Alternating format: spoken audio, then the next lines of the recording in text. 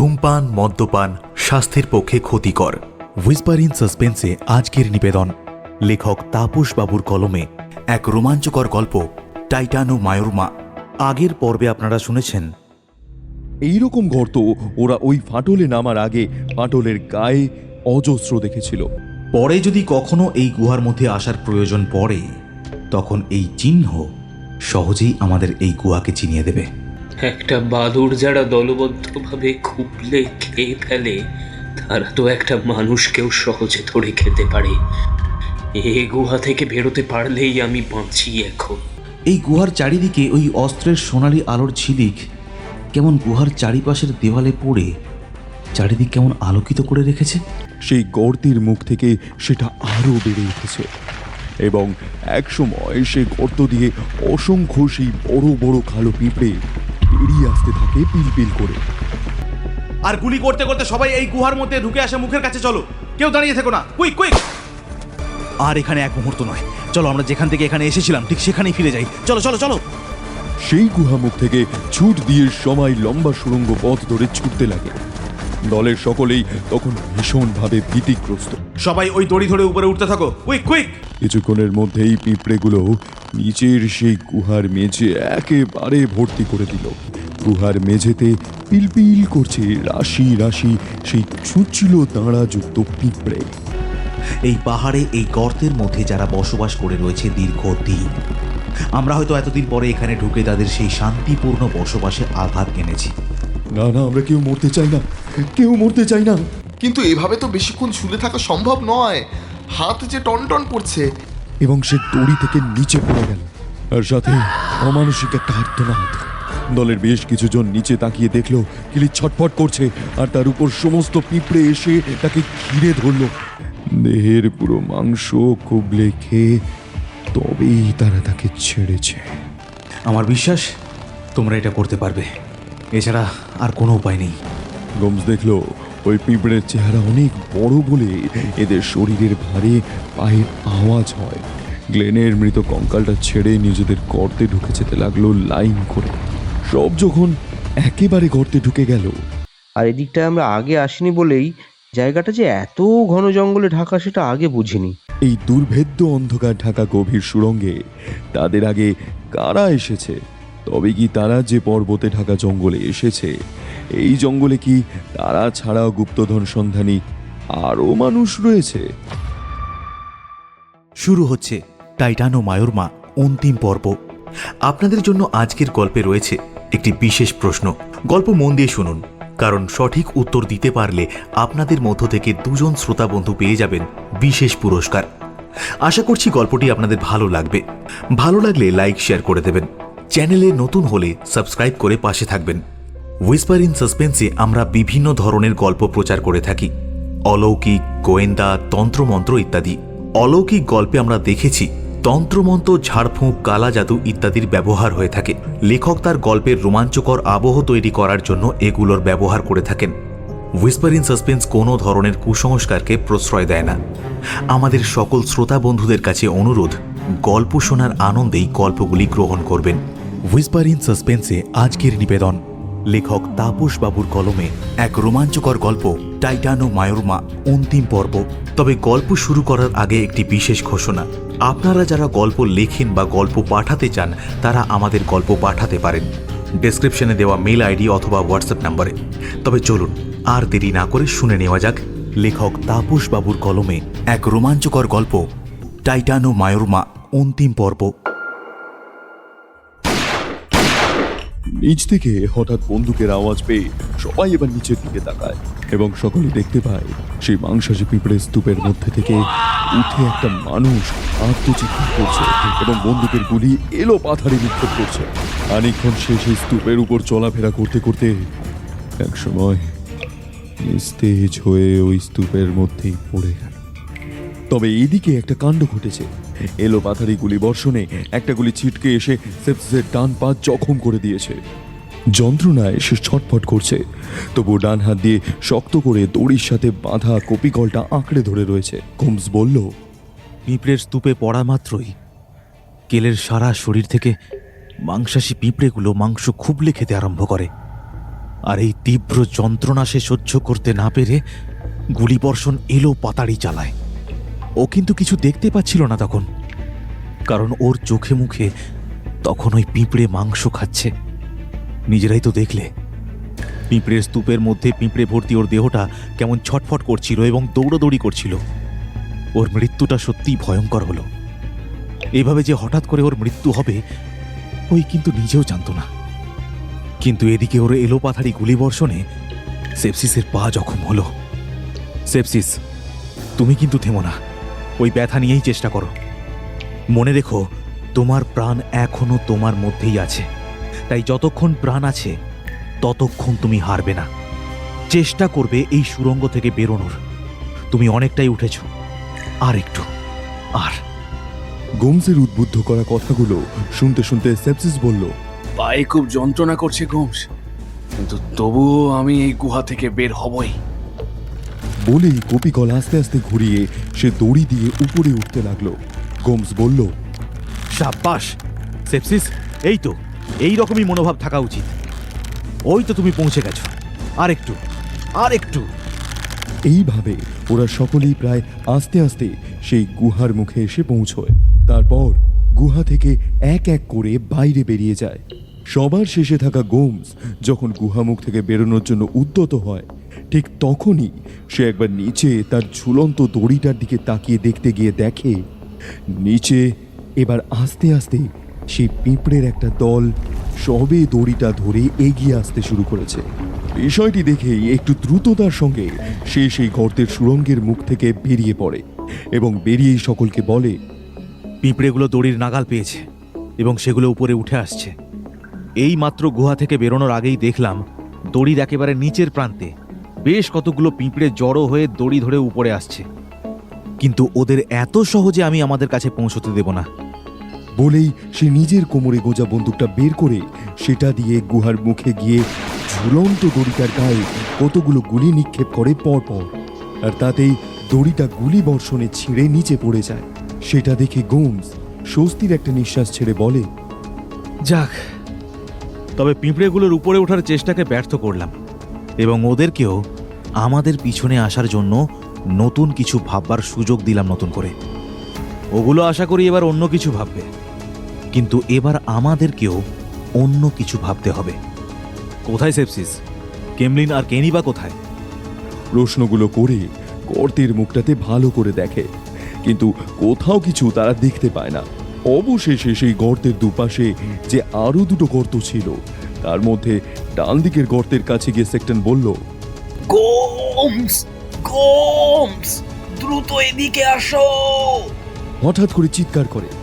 এই সেক্টনের গলা শুনে গোমস এবং দলের বাকিরাও ছুটে সেক্টনের কাছে গিয়ে দেখে ডান দিকের গর্তের ভেতরে প্রায় 2 হাত দূরে একটা মানুষের পা আস্তে আস্তে ভেতরে ঢুকে যাচ্ছে।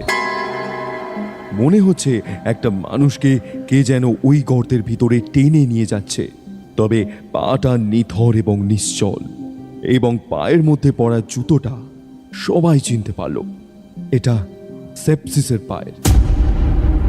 গোমস কিছু একটা আন্দাজ করে দলের সকলকে বলল, চলো সবাই, আমরা দ্রুত এই জায়গাটা ছেড়ে দিই।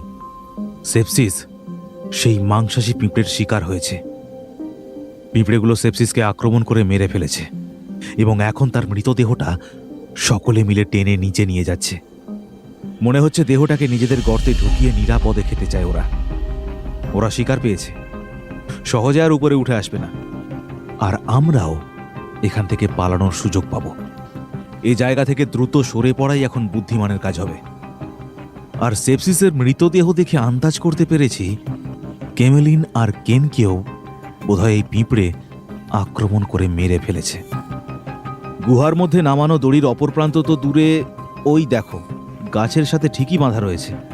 সবাই তাকিয়ে দেখে সামনের একটা জঙ্গলে বড় একটা গাছের গুঁড়িতে তাদের গুহাতে নামানো ঝোলানো দড়িটার অপর প্রান্ত বাঁধা রয়েছে। গোমস সকলকে সেদিকেই যাবার নির্দেশ দিল এবং এই নির্দেশ পেয়ে সবাই সেদিকেই চলল। গাছের গুঁড়িটির দিকে ওরা সবাই এগিয়ে দেখতে পেল গুঁড়িটির সঙ্গে দড়ি শক্ত করে বাঁধা রয়েছে। আশেপাশে ঝোপঝাড়ে তেমন কিছুই তারা পেল না। গোমস বলল, এখন আমরা যা দেখছি তাতে দুটো সম্ভাবনা প্রবল বলে দেখা যাচ্ছে কেন আর কেমলিনকে নিয়ে। হয় ওরা দুজনেই পিঁপড়েদের শিকার হয়েছে। ভুললে চলবে না, আমরা যে মাঝের গর্তে নেমেছিলাম তার দুপাশেও দুটি একই ধরনের গর্ত ছিল, যার একটির মধ্যে সেপসিসের নিথর দেহকে টেনে নিয়ে গেছে ওই পিঁপড়ের দল। এতে অন্তত এটা তো সবাই বুঝতে পারছো, পাশের ওই দুটি গর্ত ওই পিঁপড়েদের মাঝের গর্তের মতোই থাকবার স্থান। কেমলিন আর কেনকেও হয়তো বাইরে ওই পিঁপড়ে আক্রমণ করে মেরে ওদের গর্তে ঢুকিয়েছে, আর না হলে তারা বাইরে কোনো বিপদের ভয়ে পালিয়েছে। কিন্তু প্রশ্ন এখন, এই জঙ্গলে এই মাংসাশী পিঁপড়ে ছাড়া অন্য আর কি ধরনের বিপদ থাকতে পারে? সেটাই আমি ভেবে চলেছি বারবার। সাঁওতাল আদিবাসী সর্দারটা আমাদের বলেছিল ওদের দেবতা নাকি কোটি কোটি এই পাহাড় জুড়ে রয়েছে, যাদের হাত থেকে আমরা কখনোই নিস্তার পাব না। এই যে পিঁপড়ে আমরা এই জঙ্গলে আগে এবং এই গর্তের মাঝে দেখেছি, এই পিঁপড়ের সংখ্যা তো অনেক, কোটি কোটি বলা চলে। এই পিঁপড়েই কি তবে ওদের দেবতা, নাকি এই পিঁপড়ে ছাড়া আরো অন্য কিছু আছে? তবে জঙ্গলে এতদূর উঠে এসে আমরা পথের মাঝে বেশ কিছু ঢিবি দেখেছিলাম, যার মধ্যেও প্রাণীর হাড়গোড় দেখেছি আমরা। সেই ঢিবিগুলো কি এই এক পিঁপড়েরই? যদি এক হয় তবে বলতে হবে এই পিঁপড়ে ঢিবি করেও যেমন নিজেদের বাসস্থান করতে পারে, তেমনি আবার মাটি খুঁড়ে গর্ত বানিয়েও তার মধ্যে থাকতে পারে। তবে পিঁপড়েগুলো কার্নিভোরাস। সেক্টন বলল, একটু তুমি ভুল বললে গোমস। পিঁপড়েগুলো শুধুমাত্র কার্নিভোরাস নয়, তার চেয়েও বেশি ম্যান ইটার। ওই পিঁপড়েদের সম্মুখীন আমি আর হতে চাই না। যেভাবে চোখের সামনে আমাদের দলের লোকদের খুবলে খুবলে ওদের খেতে দেখেছি, তাতে আমার পিলে ভীষণ চমকে গেছে। আর এই পাহাড়ে থাকলে ওরা আমাদের সহজে ছাড়বে না, বরং চলো আমরা এবার এই মুহূর্তে এই পাহাড় থেকে নেমে পড়ি। বেশ ভয়ার্ত কণ্ঠে কথাগুলো বলে সেক্টন। গোমস তাকে বলে, কিন্তু আমরা তো জানতেই পারলাম না সর্দারের বলা কথানুযায়ী কি তাদের গুপ্তধন। সেই গুপ্তধন চোখে না দেখে বা তার হদিশ না নিয়ে এখনই চলে যাব? না সেক্টর, তোমার কথায় যুক্তি থাকলেও আমি আমার ডাকাতি জীবনে কখনো কোনো কাজ অসম্পূর্ণ রাখিনি, অন্তত রত্নভাণ্ডার লুঠের অভিযানে। তা তোমরা জানো। তোমরা আমাকে ছেড়ে চলে যেতে পারো, কিন্তু আমি তোমাদের সর্দার হয়ে এটি বলছি, এ গুপ্তধনের হদিশ খুঁজেই এবং তার আহরণ করেই আমি এ পাহাড় ছাড়ব। এত সাহস এবং আত্মবিশ্বাসের সাথে কথাগুলো দলের সকলেই শুনে বলল, না না, আমরা কোথাও যাব না, আমরা তোমার এই কাজে তোমার পাশেই থাকব। সেক্টন বলল, আমাকে মাফ করো গোমস। এতদিন তোমার রত্ন ভাণ্ডার লুঠের সমস্ত অভিযানেই আমি তোমার পাশে থেকেছি, কিন্তু আজ আর থাকতে পারছি না। আমি চললাম। আমি পাহাড়ের কিনারে কোনো নিরাপদ স্থান খুঁজে সেখানে তোমাদের নেমে আসা পর্যন্ত অপেক্ষা করব। আর বলছি, তোমরা যা আহরণ করবে পাহাড় থেকে, তার উপরেও আমার কোনো লোভ থাকবে না, এটা আমি তোমাদের বলে গেলাম। কথাটা বলেই সেক্টন সামনে জঙ্গলের মধ্যে মিলিয়ে গেল দৌড়ে। গোমসও তখন তার পিছনে ছুটল। সেক্টন, দাঁড়াও দাঁড়াও, তোমার কাছে যে গর্ত থেকে নিয়ে আসা তলোয়ারটা রয়েছে ওটা দিয়ে যাও, ওটা যে আমি পরীক্ষা করব বলেছিলাম। কিন্তু কে শোনে কার কথা? সেক্টন তখন অনেকটাই ছুটে দূরে চলে গেছে গোমসের থেকে। সে সেভাবেই দূরে আরো ঘন জঙ্গলের মধ্যে মিলিয়ে গেল। যা বলে একটা দীর্ঘশ্বাস বেরিয়ে এলো গোমসের মুখ থেকে। হেনরি আর ম্যাথিউস চিৎকার করে গোমসকে বলে, গোমস গোমস, সেক্টন যে পালিয়ে গেল, ওকে তুমি ধরলে না? ওর কাছে যে তোমার পরীক্ষা করার জিনিস ছিল। গোমস একটা হতাশা ভরা দীর্ঘশ্বাস ছেড়ে বলল, না, ওকে এমনি আর ধরলাম না। যার দল ছেড়ে যাওয়ার ইচ্ছা জেগেছে তাকে আর কেন বাঁধব? তাছাড়া সেক্টনের ইচ্ছা তো তার ব্যক্তিগত, আমি কারুর পার্সোনাল ইচ্ছায় থাবা বসাতে পারি না। সুতরাং এখন আর ওর কথা ভেবে আমাদের বসে থাকলে চলবে না। চলো এবার এই জঙ্গলের মধ্যে দিয়ে। ওরা সামনে একটা জঙ্গলের মধ্যে দিয়ে এগোতে লাগলো। গোমস বলল, এই পাহাড়ের উপর উঠে অনেকটা এই জঙ্গল পেরিয়ে আমরা এসেছি এখানে, সুতরাং দিক আর ঠিক রাখা যাচ্ছে না আমরা প্রথম থেকে কোন পথে কোন দিক ধরে এগোচ্ছি। শুধু এটা বোঝা যাচ্ছে পাহাড়ের মাঝে মাঝে উঁচু এই পথ দেখে যে আমরা এই পাহাড়ের গা বেয়ে আস্তে আস্তে উপরে উঠছি। স্যাক্সন কথাটা বলে ওঠে। কিন্তু আমরা এভাবে আর কত ওপরে উঠবো গোমস? চলো যতদূর উপরে ওঠা যায়। এখন হবে বিকেল 5টা বাজে। দিন শেষ হতেও এখনো অনেকটাই সময় রয়েছে। আলো যতক্ষণ রয়েছে সেই আলোতে আমরা যতদূর এগিয়ে যেতে পারি ততটাই চেষ্টা করা উচিত। এভাবে চলতে চলতে ওদের দিন শেষ হলো। একটা পাহাড়ি জায়গায় এসে যেখানে আশেপাশে জঙ্গল খুব একটা নিবিড় নয়, অনেক দূরে ফাঁকা জমি বিস্তৃত হয়ে রয়েছে। জায়গাটা একেবারেই ফাঁকা এবং সম্পূর্ণ আলাদা। এতক্ষণ আমরা এই পাহাড়ে উঠে আসতে যেসব পথ পেরিয়ে এসেছি তাতে ঠিক এরকম জায়গা আগে কখনোই দেখতে পাইনি। আমার মনে হচ্ছে আমরা পাহাড়ের একেবারে চূড়ায় এসে গেছি। সামনে দেখো, ওই তো ওইদিকে একটা জঙ্গল দেখা যাচ্ছে। ওখানেও বা ওর ভিতরেও গাছপালা বেশ একটা নিবিড় নয়। ওই পথ ধরে হয়তো সামান্য গেলেই এই পাহাড়ের একেবারে চূড়ায় আমরা পৌঁছে যেতে পারবো। এই পাহাড়ের একেবারে উপরে উঠতে সক্ষম হয়ে গেলাম। আজ আপাতত এই স্থানেই তাঁবু ফেলে রাতটা কাটাই। আগামীকাল ওই জঙ্গলের মধ্যে দিয়ে এগিয়ে দেখব সত্যি কি ওই পথ পাহাড়ের একেবারে চূড়ায় যাচ্ছে কিনা। অনেকটা পথ আমরা এসেছি, সবাই বেশ ক্লান্ত। আজ সকালেই বিশ্রাম নাও। আচ্ছা গোমস, তুমি যে জঙ্গলের পথ দেখালে, ওখান দিয়ে যেতে যেতে সত্যি যদি আমরা এই পাহাড়ের চূড়ায় পৌঁছাই, তারপর আমরা কি করব? সামনে তো আর এগোনোর কোনো পথ থাকবে না। স্যাক্সন কথাটা বলল। তাহলে আমরা এবার নিচে নামব। আমরা তো পুরো পাহাড় ঘুরে নিলাম, কিন্তু গুপ্তধনের ভাণ্ডারের হদিশ পেলাম না। এর মানে কি দাঁড়ালো? এই পাহাড়ে কি সত্যি গুপ্তধন নেই? সর্দার সাঁওতালটা আমাদের মিথ্যে বলেছিল? বলো তোমরা, এটাই কি তোমরা ভাববে বা ভাবছো? প্রশ্নটা একরকম দলের সকলের দিকে ছুঁড়ে দিয়ে বলে ওঠে গোমস। তখন চারিদিকে অন্ধকার বেশ নেমেছে। দলের সকলেই এক হয়ে বসেছে।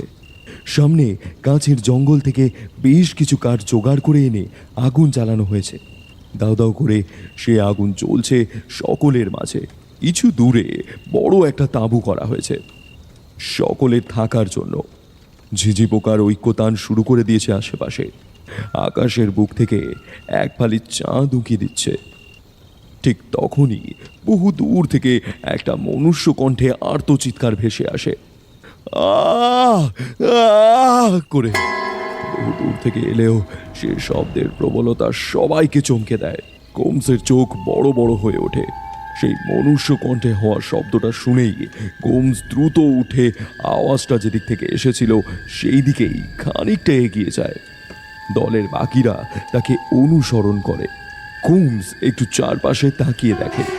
চারিদিকে জঙ্গল আর জঙ্গল, আর তার মধ্যে রয়েছে দুর্ভেদ্য অন্ধকার। স্যাক্সন গোমসের কাছে গিয়ে আস্তে আস্তে বলল, আওয়াজটা সেক্টনের না? একদম ঠিক বলেছ। আমিও সেটাই যাচাই করতে ওখান থেকে উঠে এলাম। তার মানে সেক্টনের কি কোনো বিপদ হলো? তাই হয়েছে মনে হচ্ছে। কিন্তু এখন রাত, আর আওয়াজটা যেদিক থেকে এসেছে সেদিকে দেখতে পাচ্ছ কেমন অন্ধকার।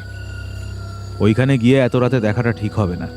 তাছাড়া আওয়াজ শুনে হয়তো দিক নির্ধারণ করা যায়, মানে সেটা কোন দিক থেকে আসছে এটা বোঝা যায়, কিন্তু দূরত্ব আন্দাজ করা যায় না। দূরের জঙ্গলের দিকে আঙুল নির্দেশ করে কথাটা বলে ওঠে গোমস। সবাই সেদিকেই দৃষ্টিপাত করে। সেদিন রাতে শুয়ে শুয়েও গোমস এই মনুষ্য কণ্ঠে শোনা চিৎকারের কথাটা নিয়ে ভাবতে লাগলো অনেকক্ষণ। দলের সবাই তখন ঘুমিয়ে পড়েছে। হঠাৎ পাশ থেকে স্যাকশনের গলা শুনে সে চমকে ওঠে। কি গোমস, তুমি ওই চিৎকার নিয়েই ভাবছো? এখনো ঘুমাওনি? হ্যাঁ, ওটা নিয়েই ভাবছিলাম। ওটা কি সত্যি সেক্টনের গলা তো, না অন্য কিছু? আর সেক্টনের গলা যদি হয় তবে সে কেন এরকম আর্তচিৎকার করে উঠল বলতো? এটাই মাথায় ঢুকছে না। যাই হোক, তুমিও এখনো ঘুমাওনি? তোমার চোখ বোঝা দেখে আমি ভেবেছিলাম হয়তো তুমি ঘুমিয়ে পড়েছো। না গো, আমিও এখনো ঘুমাইনি। আসলে আমার চোখেও ঘুম নেই। আর তুমি যা ভাবছো আমিও তাই ভাবছি, চোখ বুজে বুজে। সেক্টন আমাদের ছেড়ে চলে গিয়ে বড় ভুল করলো। তোমার কি মনে হয় যেদিক থেকে চিৎকার এসেছিল সেদিকে গেলেই কি আমরা এই চিৎকারের কোনো হদিশ খুঁজে পাবো? দেখো, আমরা এই পাহাড়ের একেবারে চূড়ায় এসে পৌঁছেছি, কিন্তু এত দূর এসেও আমরা যখন গুপ্তধন পেলাম না, আমাদের এবার নিচের দিকে নামতেই হবে। আর চিৎকার যেদিক থেকে এসেছিল, আমরা ওই পথ ধরেই আগামীকাল নিচে নামব। দেখি না, কিছু তো অন্তত পাবই বলে আমার বিশ্বাস। হয়তো কোনো কিছুর প্রমাণ। তবে চিৎকারের শব্দ অনুসরণ করে আমরা কতক্ষণ সঠিক পথ অবলম্বন করতে পারবো, সেটাও একটা বড় ভাববার বিষয়। কারণ আমরা চিৎকার শুনেছি রাতে, আর রাতের বেলা সব কিছু শান্ত হয়ে যায়। তখন বহুদূর থেকে আসা শব্দও বেশ ভালোভাবেই কানে এসে পৌঁছায়। আর এই দূরত্ব বহু দূর থেকে এলেও সেটাকে রাতের পরিবেশে মনে হয় খুব কাছ থেকে শব্দ আসছে। আমরা শব্দ শুনে হয়তো ভেবেছি শব্দটি খুব কাছ থেকে এসেছে, কিন্তু তা নাও হতে পারে। তাই আমাদের কতটা পথ যে অতিক্রম করতে হবে তা আমরা নিজেরাই জানি না। তবুও আমরা ওই পথেই নামব, যদি সেক্টনকে ফিরে পাই।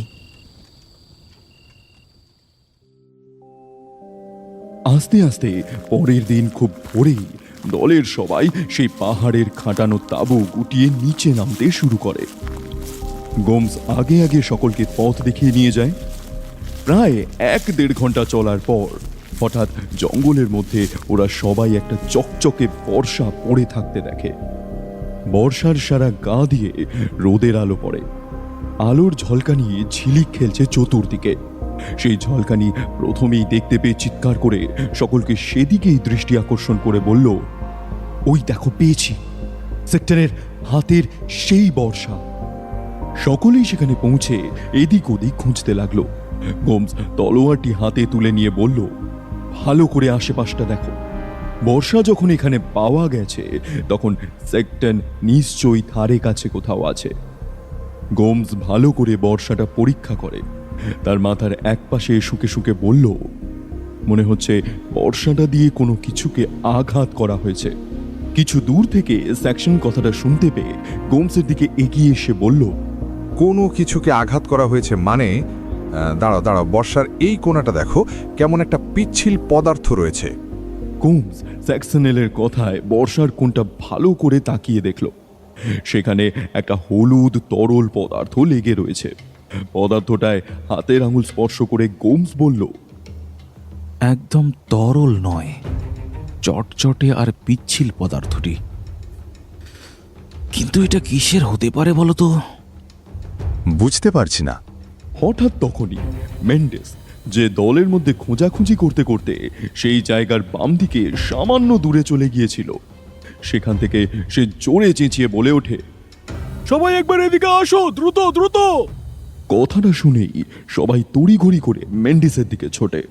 গোমস আর সেক্টনও দলের পিছু নেয়। সবাই গিয়ে দেখে জঙ্গলের মোটা একটা বটগাছের পিছনে গাছটাকে প্রায় আঁকড়ে ধরে একটি মাটি দিয়ে বানানো ঢিবি প্রায় 7 ফুট পর্যন্ত উঠে গেছে। ঢিবিটা নিচে সরু হয়ে উঠে উপরে কিন্তু বেশ চওড়া এবং বিস্তৃত হয়ে দাঁড়িয়েছে। মানে তার উপরের মুখের দিকটা বেশ গোলাকৃতি হয়ে বেশ বিস্তৃত হয়েছে। গোমস বলল, এই রকম ঢিবি আগেও আমরা জঙ্গলে দেখেছি, তবে এত বড় এবং লম্বা ও উঁচু ঢিবি আগে দেখিনি। সম্ভবত গাছটাকে আঁকড়ে এটা করা হয়েছে বলে এটা অনেক উঁচু হয়েছে। ঢিবির চারদিক এবং আশপাশটা আরো ভালো করে পরীক্ষা করতে গিয়ে হঠাৎ সেখানে এক টুকরো জামার ছেঁড়া অংশ আবিষ্কার করে স্যাক্সন। সেটা হাতে নিয়ে সে দলের সকলকে দেখায়। গোমস দেখা মাত্রই সেটা ধরে বলে ওঠে, এটা সেক্টনের গায়ের জামার অংশ। তার মানে ও ধারে কাছে কোথাও আছে, খুঁজে দেখো। স্যাক্সন বলে উঠল, কিন্তু গোমস, সেক্টনের গায়ের জামাকে এভাবে ছিঁড়ল বলতো? এই পাহাড়ি জঙ্গলে তো কোনো বাঘ, সিংহ, হায়নার মতন হিংস্র জন্তু নেই যতদূর জানি। সাধারণত হিংস্র এসব প্রাণীরা তাদের ধারালো নখ দিয়ে প্রাণীর পোশাক ছিঁড়ে এফোর ওফোর করে দেয়, কিন্তু এখানে এভাবে কে ছিঁড়ল সেক্টনের পোশাক? কিছু বুঝতে পারছো তুমি? কথাটা সে গোমসের দিকে তাকিয়েই বলে, না, সত্যি আমি কিছু বুঝতে পারছি না। এইভাবে সেক্টনের জামা খণ্ড বিখণ্ড করেছে এ কোন প্রাণী? সেকটেন কি জীবিত আর আছে? আমাদের দলে থাকলে হয়তো ওর এমন দশা হতো না। তারপর সামনে দেখা গাছের গায়ে থাকা ঢিবিটা গোমস তার দলের সকলকে ভাঙতে বলল। দলের সবাই ঢিবিটা লাঠি দিয়ে ভেঙে ফেললো দ্রুত। ঢিবি ভাঙতে অসংখ্য সেই ছোট ছোট মাংসাশী পিঁপড়ে বেরিয়ে চারিদিকে ছড়িয়ে গেল। দলের সকলেই যে যেদিকে পারে ছুটল, কিন্তু গ্লেন পড়ে গেল দৌড়তে গিয়ে।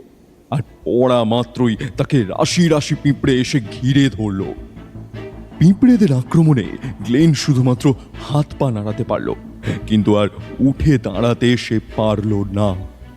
দলের সকলেই সামান্য তফাতে গিয়ে ঝোপঝাড় থেকে বিষয়টি লক্ষ্য করতে লাগলো। এবং এক সময় গ্লেনের ছটফটানি যখন একদম থেমে গেল, তখন সবাই তার কাছে গিয়ে দাঁড়ালো এবং দেখতে পেল গ্লেনের শরীর তখন একটা মানব কঙ্কালে পরিণত হয়েছে। তার গায়ের পোশাক আশাক আর কিছুই বোঝা যাচ্ছে না।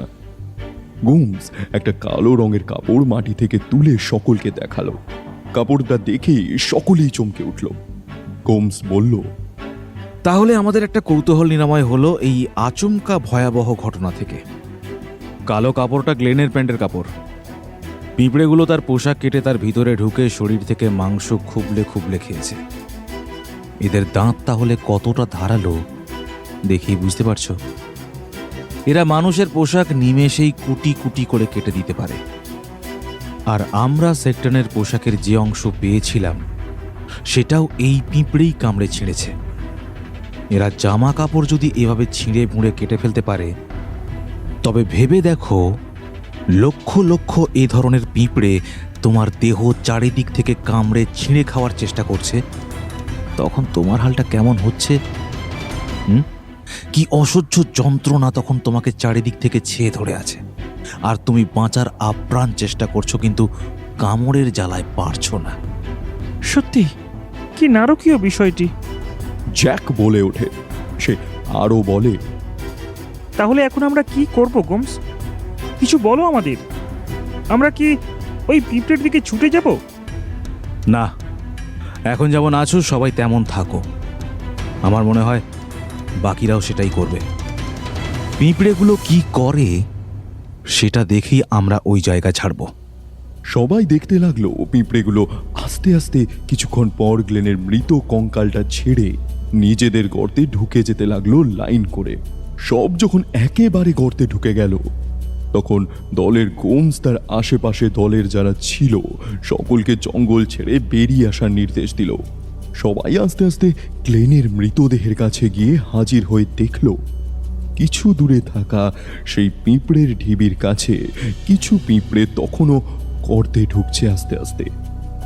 ম্যাক তার রাইফেলটা উঁচিয়ে ধরল সেই পিঁপড়ের লাইনের উপর, কিন্তু পাশে থাকা গোমস তার রাইফেল নামিয়ে দিয়ে বাধা দিল।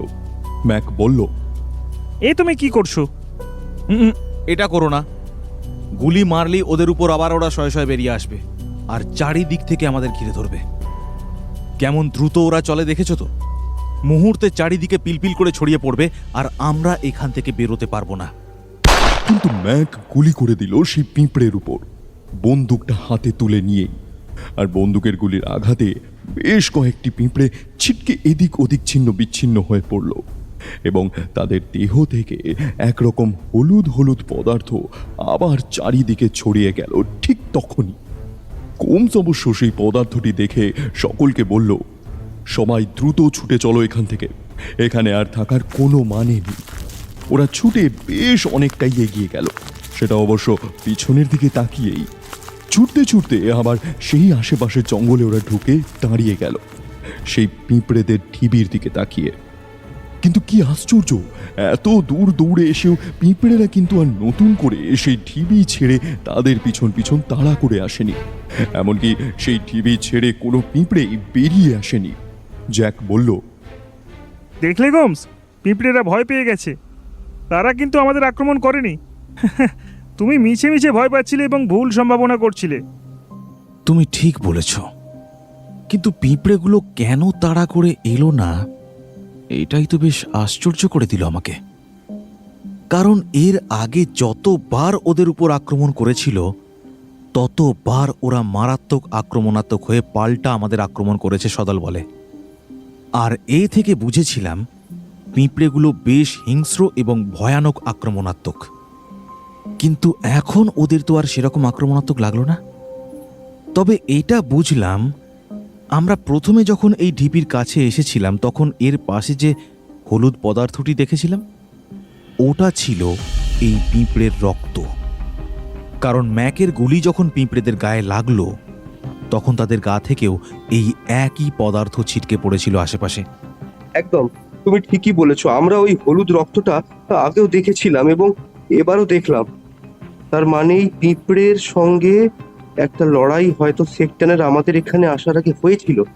হয়তো সেকটানকেও এই পিঁপড়ে চারিদিক থেকে ঘিরে ধরেছিল এবং তখন সে এর হাত থেকে বাঁচতে এদের ওপর গুলি করেছিল এবং পিঁপড়ের গায়ের সেই হলুদ রক্তই আমরা মাটিতে ছড়িয়ে পড়ে থাকতে দেখেছিলাম। হয়তো শেষ পর্যন্ত সেকটান আর নিজেকে বাঁচাতে পারেনি, পিঁপড়েরা তাকে মেরে নিজেদের ওই গর্তে নিয়ে চলে গেছে। তাই আমরা সেকটানের পায়ের জুতো একটা পেয়েছিলাম। কিন্তু তোমরা যা বলছো আমি কিন্তু বিষয়টাকে সেভাবে দেখছি না। গোমস বলে ওঠে কথাটা। এর পিছনে অবশ্য কারণও যথেষ্ট আছে। প্রথমত, এই ঢিপির কাছে আমরা এখানে এসে যে রক্ত দেখেছিলাম তার পরিমাণ কিন্তু সামান্য ছিল। কত পিঁপড়ের দেহের সে রক্ত হবে? বড় জোর 4-5টা। কিন্তু এখানে সেকটানকে যদি চারিধার থেকে এ পিঁপড়ে ঘিরে ধরে আর সে প্রাণ বাঁচাতে গুলি ছোঁড়ে তাদের ওপর, তবে তো আন্তাবড়ি গুলি বর্ষণে ওই বিশাল সংখ্যক পিঁপড়ের মধ্যে অজস্র পিঁপড়ে মারা যাবে। আর রক্তের পরিমাণও সেক্ষেত্রে অনেকটাই হবে, তাই না? এতটুকু রক্ত তো সেখানে থাকবে না। তাই আমার মনে হচ্ছে পিঁপড়েদের সঙ্গে সেকটানের লড়াইটা ঠিক হয়েছিল কিনা এটা একেবারেই জোর দিয়ে বলতে পারছি না। আর যদি হয়ও, তবে মারা যাওয়া কিছু পিঁপড়ের দেহ তো আমরা এখানে পেতাম। কিন্তু আমরা এখানে শুধুমাত্র ওই হলুদ রক্ত দেখেছি, কোনো মৃত পিঁপড়ের সন্ধান পাইনি। অবশ্য এটাও হতে পারে হয়তো আমাদের এখানে পৌঁছানোর আগেই মৃত পিঁপড়েদের এই পিঁপড়েরা সরিয়ে নিয়েছে বা অন্য কোনো প্রাণী বা জন্তু খেয়ে নিয়েছে। জেরিন দেখল গোমস সেই দূরের পিঁপড়েদের ঢিপিটার দিকে এক দৃষ্টিতে তাকিয়ে আছে। সে গোমসকে বলল, তাহলে এখন আমরা কি করব গোমস? পিঁপড়েদের ওই সুরঙ্গে গিয়ে সেকটানের কি খোঁজ করবে তোমরা? আমার মন কিন্তু এটাই চাইছিল। আমার কেন জানি না মনে হচ্ছে সেকটান বেঁচে আছে, সে বেঁচে থাকতে পারে। কিন্তু ওই পিঁপড়েদের সুরঙ্গে ঢুকে যদি নিজেকে ওখান থেকে বের করে আনতে না পারি বা সেকটানের কোনো সন্ধান না পাই, তাহলে শুধু শুধু ওই সুরঙ্গে ঢুকে নিজের মৃত্যুর আমন্ত্রণ করা ছাড়া আর কিছুই হবে না। এটা খুব বোকামি হয়ে যাবে। তাই আমিও আর ঝুঁকি নিতে চাই না। ভগবান যদি তাকে বাঁচিয়ে রাখেন তবে সে হাজার বিপদ থেকে বেঁচেও থাকবে এবং তিনি যদি চান আমাদের সাথে আবার তার মিল ঘটিয়েও দেবেন। এই পাহাড় ছেড়ে এবার আমরা বেরিয়ে যেতে চাই। ওরা দলে দলে আস্তে আস্তে নিচে নামতে থাকে। গোমসের হাতে ছিল সেই বর্ষাটা যেটা সে টিভির কাছ থেকে পেয়েছিল, সেকটান যেটা নিয়ে চলে গিয়েছিল। সে সেটাই ভালো করে দেখতে থাকে। বর্ষার সেই ঝলকানি সত্যিই চোখ ধাঁধিয়ে দেয়। সে বর্ষার গায়ে ওই ঝলকানিটা যে কিসের সেটা বোঝার জন্য বর্ষাটা নখ দিয়ে খুঁড়ছিল। খুঁড়তে খুঁড়তে সে বর্ষার গায়ের সেই ঝলকানির বস্তুটি একটুও নখে তুলতে পারল না। ওদিকে দল তখন জঙ্গলের মধ্যে দিয়ে বেশ ঘন অরণ্যের মধ্যে প্রবেশ করেছে। গোমস সকলকে নির্দেশ দিল আজকের মতো সেই স্থানেই অবস্থান করতে হবে এবং দ্রুত তাঁবু খাটাতে হবে। তার নির্দেশে দলের সকলেই তাঁবু দ্রুত খাটিয়ে নেয় সেখানে। সেদিন পথশ্রম সকলকেই প্রায় ক্লান্ত করে দিয়েছিল, তাই সকলেই তাড়াতাড়ি তাঁবুতে শুয়ে পড়ে। কিন্তু একমাত্র গোমস জেগে থাকে। তাঁবুর বাইরে গোমস নির্দেশ দিয়েছিল আগুন বড় করে জ্বালাতে, তাই তাঁবুর একেবারে পাশে অনেক কাঠ জোগাড় করে বড় সড়ো একটা আগুন জ্বালানো হয়েছিল। তখন সকলেই ঘুমে অচেতন হয়ে পড়েছে। তাঁবুর বাইরে জ্বলা আগুন তাঁবুর ভেতরটা আলোকিত করে রেখেছে। গোমস জেগে জেগে সেই বর্ষাটা পরীক্ষা করছে ঘুরিয়ে ঘুরিয়ে। সে একটা ম্যাগনিফাইং গ্লাস সর্বদা নিজের কাছে রাখত। সেটাকেই সামনে ধরে বর্ষার কাঁটা ভালো করে পরীক্ষা করছিল উপর থেকে নিচে। অনেকক্ষণ পরীক্ষা করে অবশেষে বর্ষার ফলার নিচটা হাতের আঙুল দিয়ে খুঁটিয়ে দেখতে গিয়ে সেই ফলার অংশটা আলগা হয়ে আসে। আলগা হতেই বর্ষার ছুঁচলো অংশটি খুলতে থাকে গোম।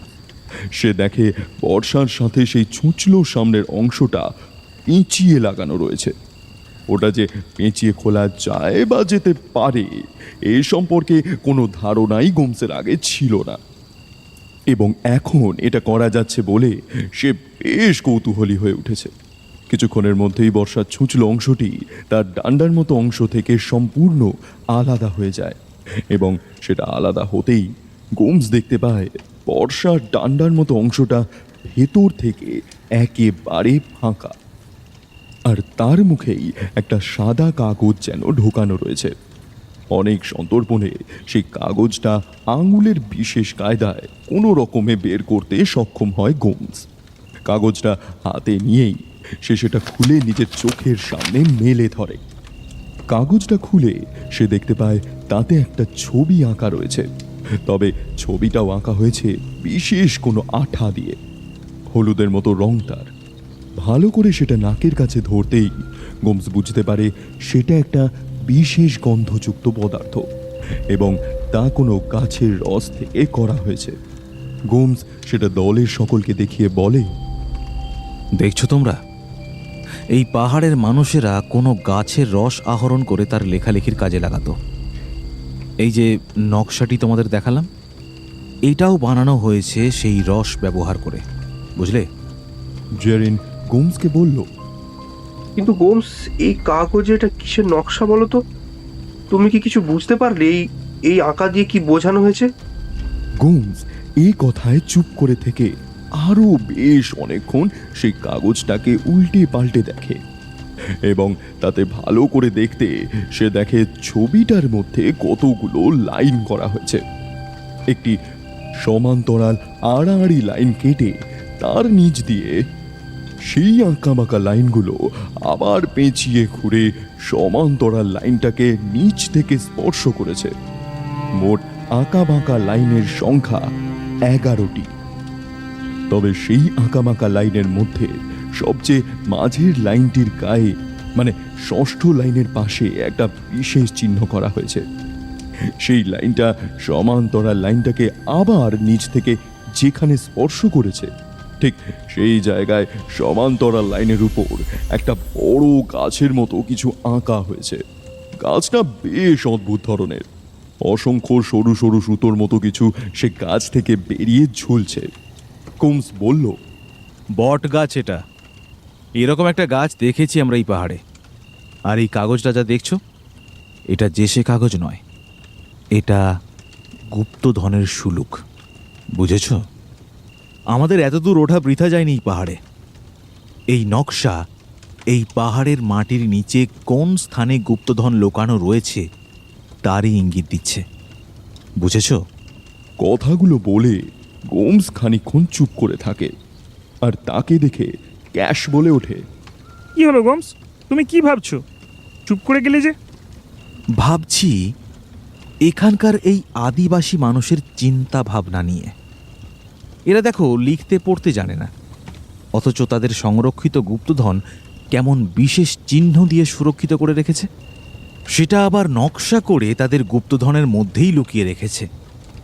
গুপ্তধনের সন্ধান করতে গেলে তার ভাণ্ডারে ঢুকেই তবে তা পাওয়া যাবে। সাধারণত এই ভাণ্ডারে এই চকচকে অস্ত্রশস্ত্র দেখে কেউ ভাবতেই পারবে না যে এগুলোই তাদের গুপ্তধন। সবাই গুপ্তধন মানে ভাবে কি? সোনা, দানা, মণি, মুক্তা, জহরত, এইসব। কিন্তু অস্ত্রশস্ত্রকেও যে গুপ্তধন করে রাখা যেতে পারে তার কারুর মাথায় আসবে না। ওই চকচকে অস্ত্রগুলোই হচ্ছে গুপ্তধন, বুঝেছ? ওদের এই উজ্জ্বলতা কোনো সোনা, মণি, মুক্তার উজ্জ্বলতা নয়, তার থেকেও মূল্যবান কিছু হতে রয়েছে। আমরা যে গুহাতে এর সন্ধান পেয়েছিলাম সেটাই হচ্ছে এই নকশার মধ্যে আঁকা এই গুপ্তধনের ভাণ্ডার, যেখানে হাজার হাজার এই মাংসাশী পিঁপড়ে তা আগলে রাখছে। কারোর প্রবেশ সেখানে নেই। যে যাবে তাকেই এই পিঁপড়েরা নিজেদের খাদ্য বানাবে। সবার অলক্ষ্যেই সে হারিয়ে যাবে সবার কাছ থেকে। এই পাহাড়ের বুকে নকশা দেখে যা বুঝেছি, ওই গুপ্ত ভাণ্ডারে পৌঁছতে মাটির নিচে প্রায় 11টি বিশেষ রাস্তা রয়েছে, যার মাঝের রাস্তা সোজা গুপ্তধনের ভাণ্ডারের দিকে যায়। আমরা সে পথ গুহার মধ্যে খুঁজেও পেয়েছি, কিন্তু এই 11টা পথ মানুষের বানানো পথ নয়। এগুলো ওই মাংসাশী পিঁপড়ের যাওয়া আসার রাস্তা। আমরা এই রাস্তার মধ্যে একটা রাস্তা দিয়ে নেমেই। তাহলে গোমস, তুমি এখন কি করবে? আমরা তো এই পাহাড়ের উপর এতদূর উঠে বৃথা কোনো প্রয়াস করিনি। আমরা তো গুপ্তধনের সন্ধান পেয়েছি, শুধু আমরা জানতাম না গুপ্তধনের রূপটা। এই নকশা আমাদের সে সন্ধান দিয়েছে। তাহলে যখন জেনেছি গুপ্তধনের বিষয়ে, তাহলে চলো এখন আবার ওই গুহায় গিয়ে আরও কিছু অস্ত্রশস্ত্র উঠিয়ে নিয়ে আনি। আমরা তো গুপ্তধন নিয়ে যাবার জন্য এখানে এসেছি। গুপ্তধন আমরা নেব, কিন্তু আবার সেই গুপ্তধনের পথে যেতে এবং সেখানে নামতে আমাদের বিশেষভাবে সতর্কতা অবলম্বন করতে হবে। এবার আমাদের আরও সজাগ এবং অস্ত্রশস্ত্র নিয়ে আরও প্রস্তুত থাকতে হবে। বিপদ এলেই তার মোকাবিলা করতে হবে একসাথে। আর সবাই এবার একসাথেই থাকবো, কেউ কারুর থেকে আলাদা হব না, এটাও যেন মনে রাখতে হবে। তাহলে চলো আবার সে রাস্তায়। তাঁবু তুলে নাও এখান থেকে। তাঁবু তুলে গোমসের নির্দেশ মতো পুরো দলটি তার পিছনে পিছনে আসতে থাকে। সবাই যে পথে এসেছিল সে পথ ধরেই এগোতে থাকে। কিন্তু বেশ কিছু দূর চলার পর ওরা দেখতে পায় জঙ্গল চারিপাশ থেকে আরো ঘন হয়ে উঠল। কেলভিন বলল, হোমস, আমরা ঠিক পথে কি এগোচ্ছি?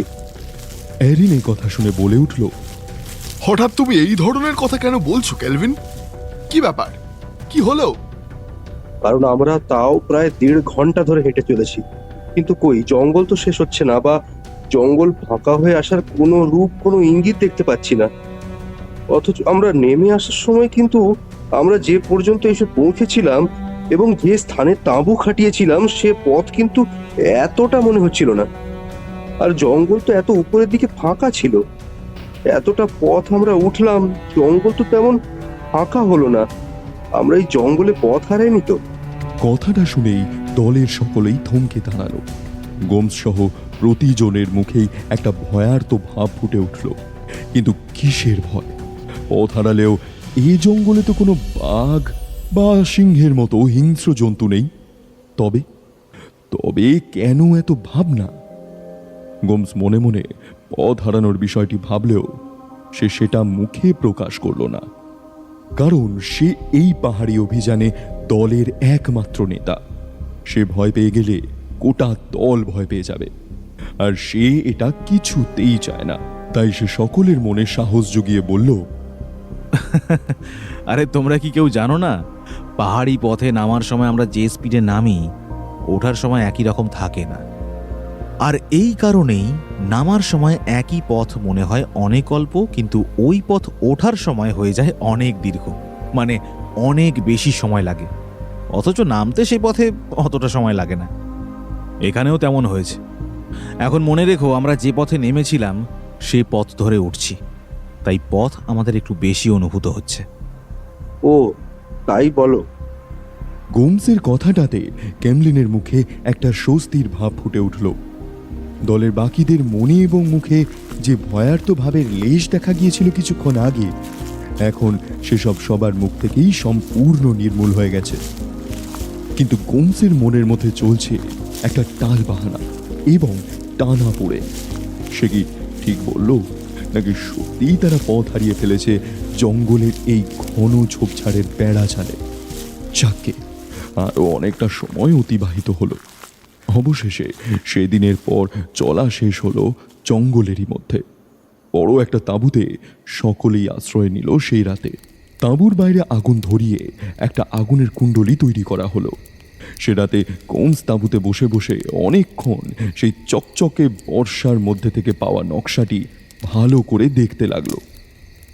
নকশার পাতাটি সে ভালো করে উল্টে পাল্টে দেখতে দেখতে হঠাৎ সে একটু চমকে উঠে নড়ে বসল। এতক্ষণ সে শুয়েছিল, এবার উঠে বসল। নকশার কাগজটা তাঁবুর বাইরে থাকা আগুনের যে ঝলকানির আলো তাঁবুর গায়ে এসে লাগছিল, সেই আগুনের আলোয় সেটা মেলে ধরল, আর দেখতে পেল নকশার কাগজের গায়ে কি যেন একটা লেখা রয়েছে। সাদা অক্ষরে সেটা উজ্জ্বল হয়ে উঠেছে। গোমস ভাবতে থাকে, এটা কেমন হলো? সাদা কাগজের উপর তো নকশা রয়েছে। তারা যখন নকশাটা হাতে নিয়ে উল্টে পাল্টে দেখছিল, তখন তো কাগজের উপর তারা কিছু দেখতে পায়নি। তবে তবে এখন কেন কাগজটার উপরে লেখা? এটা এলোই বা কোথা থেকে? গোমস সেই নকশাটি আলোর ঝলকানি থেকে সরিয়ে সে যেখানে বসেছিল তার পাশে রাখতেই আবার চমকে উঠল, কারণ এখন সেই কাগজে আর কোনো লেখা নেই, শুধু নকশাটাই আঁকা। সে চমকে উঠল। আবার সেটা তাঁবুর কাপড়ের উপর এসে পড়া বাইরে জ্বলতে থাকা আগুনের আলোর উপর ধরতেই নকশার উপর লেখা স্পষ্ট হলো। বুঝতে আর অসুবিধে হলো না, এই কাগজটা একটা ট্রান্সপারেন্ট কাগজ। আরও হাতে করে ঘুরিয়ে উল্টে পাল্টে দেখতেই সে বুঝতে পারে এটা একটা বন্ড পেপার। আর যে লেখাটি এই নকশার মধ্যে ফুটে উঠেছে সেটা লেবুর রস দিয়ে করা। নাকের কাছে গন্ধ নিয়েও সে বোঝে সত্যিই সেটা লেবুর রস। এবার সে আলোতে ভালো করে লেখাটি পড়তে থাকে। সেখানে লেখা রয়েছে, I am Rectal. I came here this Lockland Island, but I got by some tribal group. They told me outsider is not allowed here. And I have came here and I overruled their rules. So they imprisoned me in this mountain. They told they pulled me in front of their god. So I came here with them. Then they left me here. I have roamed here and there and suddenly got this cave. Actually, it is nest of very ferocious carnivorous ant. They saved all weapon in this cave. এই পর্যন্ত সে চিঠিটা পড়ে হঠাৎ একটা আওয়াজে চোখ তুলে চাইল। আওয়াজটা কতকটা শ করে, যেন এক টানা এই আওয়াজটা হয়েই চলেছে। মৃদু তবু কানে আসে, সেটা যেন ক্রমশ বেড়ে উঠছে। কান খাড়া করে গোমস।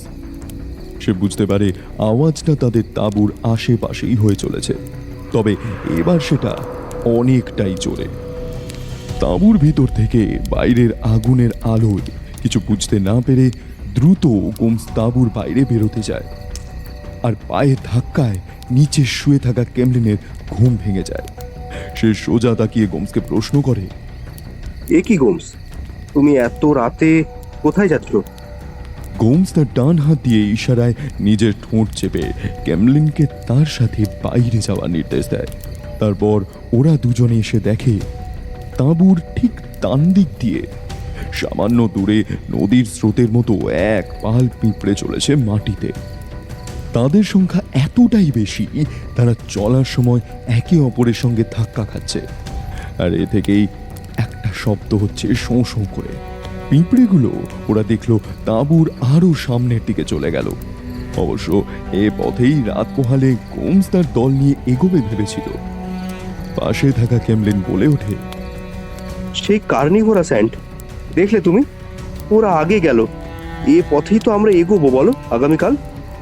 গোমস বলল, মনে হচ্ছে আরও আগে গেলে আমরা ওই পিঁপড়ের বাসস্থান খুঁজে পেতে পারি, আর সে পথ ধরে গেলেই আমরা গুহার মধ্যে ঢুকে পড়তে পারি। এটা অন্তত আমি বুঝেছি, এ পাহাড়ের বুকে ওদের বাসস্থানগুলো গুহার মধ্যে ঢোকার এক একটি রাস্তা। গুহার ভিতরে ঢুকে আমি আরও কিছু অস্ত্র নিয়ে আসতে চাই। পিঁপড়েরা কিন্তু আমাদের সহজে কাজটি করতে দেবে না, ওরা আক্রমণ করবেই। আমাদের সাবধান ও সজাগ থেকে এর মোকাবিলা করতে হবে। বুঝেছো কেমলিন? রাত শেষ হয়ে আসছে, চলো তাঁবুতে গিয়ে বিশ্রাম করি। কথাটা বলেই ওরা দুজনে আবার তাঁবুর ভিতরে ঢুকে শুয়ে পড়ে। বাকি রাতটা গোমস আর ক্যামলিনের ঘুম আসে না। তারা দুজন জেগেই কাটিয়ে দেয়। গোমস সেই বন্ড পেপারের মধ্যে লেখার বাকি অংশটুকুও পড়ে ফেলে।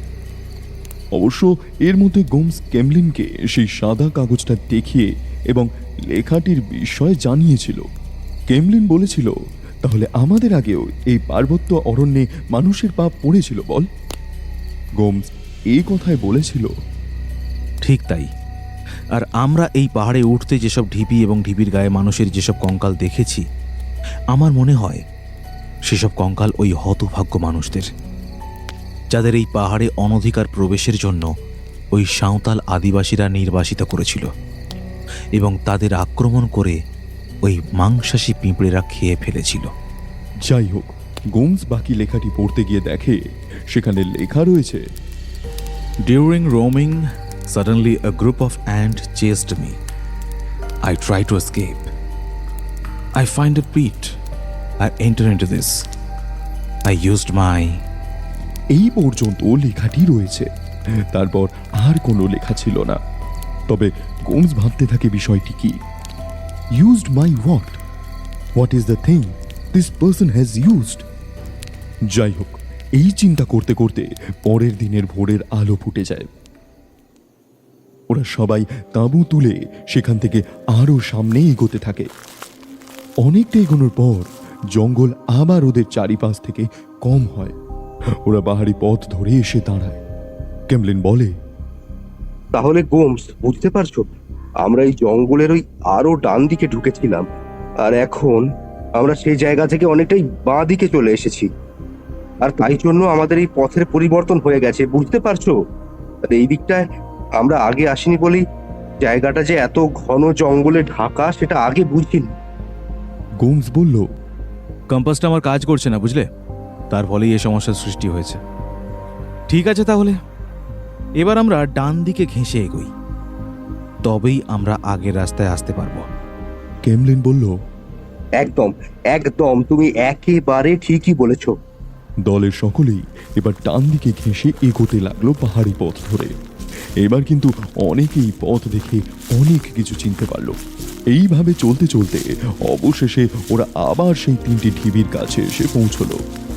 এইখানেই ওরা নেমেছিল ওই ঢিবির মধ্যে দিয়ে নিচে থাকা সুড়ঙ্গের অভ্যন্তরে। সেই জায়গায় ওরা সবাই পৌঁছে আশেপাশে তাকালো। জ্যাক আর জ্যারিন সেই দুজনেই দূরের সেই কাজটিও দেখতে পেল, যেখানে দড়ির বাঁধনে একাংশ বেঁধে সেই ঢিবির মধ্যে ওরা দড়ি নামিয়েছিল। সুতরাং এতে আর কোনো সন্দেহই নেই, এই সেই জায়গা যেখানে ওরা সকলে আগে এসেছিল। গোমস সবার আগে সেই তিনটি ঢিবির মধ্যে উঁকি দিয়ে দেখল ভিতরে কিছু দেখা যাচ্ছে কিনা, কিন্তু না, সে বিশেষ কিছুই দেখতে পেল না। সকলেরই একটা ভয় ছিল, যদি সেই পিঁপড়ে গর্তের মুখে ভিতরের দিকে থাকে তবে তো ওরা ভিতরে ঢুকলে আক্রমণ করতে পারে। কিন্তু ভিতরে দুর্ভেদ্য অন্ধকার ছাড়া কিছুই যখন দেখা গেল না, তখন গোমস বলল, সবাই নিজেকে তৈরি করো, এবার আর সবার নামার দরকার নেই। আমরা ওর ভিতরে যাব মাত্র 3 জন, কেমলিন, জেরিন আর আমি। বাকিরা সবাই বাইরে থাকবে এবং চারিদিকে কড়া নজর রাখবে। আমরা দড়ি দিয়ে ভেতরে নামবো আর তোমরা সবাই সেই দড়ি টেনে আমাদের বাইরে নিয়ে আসবে। ঠিক আছে বন্ধুগণ? সকলেই এক কথায় মাথা নেড়ে সম্মতি দিল। মাঝের গর্তের মধ্যে একটা দড়ি নিচে নামিয়ে দেওয়া হলো প্রথমে। তারপর ওরা 3 জন আস্তে আস্তে নেমে গেল দড়ি বেয়ে। ভিতরে দুর্ভেদ্য অন্ধকার। দড়ি দিয়ে নামতে নামতে ওরা 3 জনেই গুহার দুপাশে সেই দেওয়ালের গর্তগুলো ভালো করে দেখতে লাগে। কিন্তু টর্চের আলো ফেলেও গর্তের মধ্যে কোনো পিঁপড়ের দর্শন ওরা পায় না। নামতে নামতে গোমস বলে, বড় আশ্চর্য হচ্ছে, পিঁপড়ের কোনো দেখা কিন্তু আমরা পেলাম না, এত দূর নামলাম। তৎক্ষণাৎ সবাই উপরের দিকে তাকিয়ে দেখে নেয় ওদের ওই গুহায় নামার সেই ছোট গোলাকৃতি গর্তটা এখন অনেকটাই ছোট হয়ে গেছে উপরে। জরিন বলে ওঠে, আমরা কিন্তু অনেকটাই নেমে এসেছি এই গুহায়, অথচ এর আগে এর মধ্যে নামমাত্রই আমরা কিন্তু এই গুহার গায়ের ওই গর্তগুলোর মধ্যে অসংখ্য পিঁপড়ের চলাফেরা নজর করেছি। সব কোথায় অদৃশ্য হয়ে গেল নাকি বলতো? কিছুই তো বুঝতে পারছি না। গোমস একটু ভেবে বলে, আমার মনে হচ্ছে পিঁপড়েরা সব হয়তো বাসস্থান পরিবর্তন করেছে, এই গুহা ছেড়ে অন্য কোথাও চলে গেছে। আর 2 দিন আগে আমরা কিন্তু অসংখ্য পিঁপড়ের একটা দল দেখেছিলাম জঙ্গলের মধ্যে। আমার মনে হচ্ছে ওই পিঁপড়েরা হয়তো এই গুহার বাসিন্দা ছিল, তারা বাসস্থান ছেড়ে অন্য কোথাও যাচ্ছিল। কিন্তু গোমস, ওই দলবদ্ধ পিঁপড়ে তো এদিকেই এসেছিল।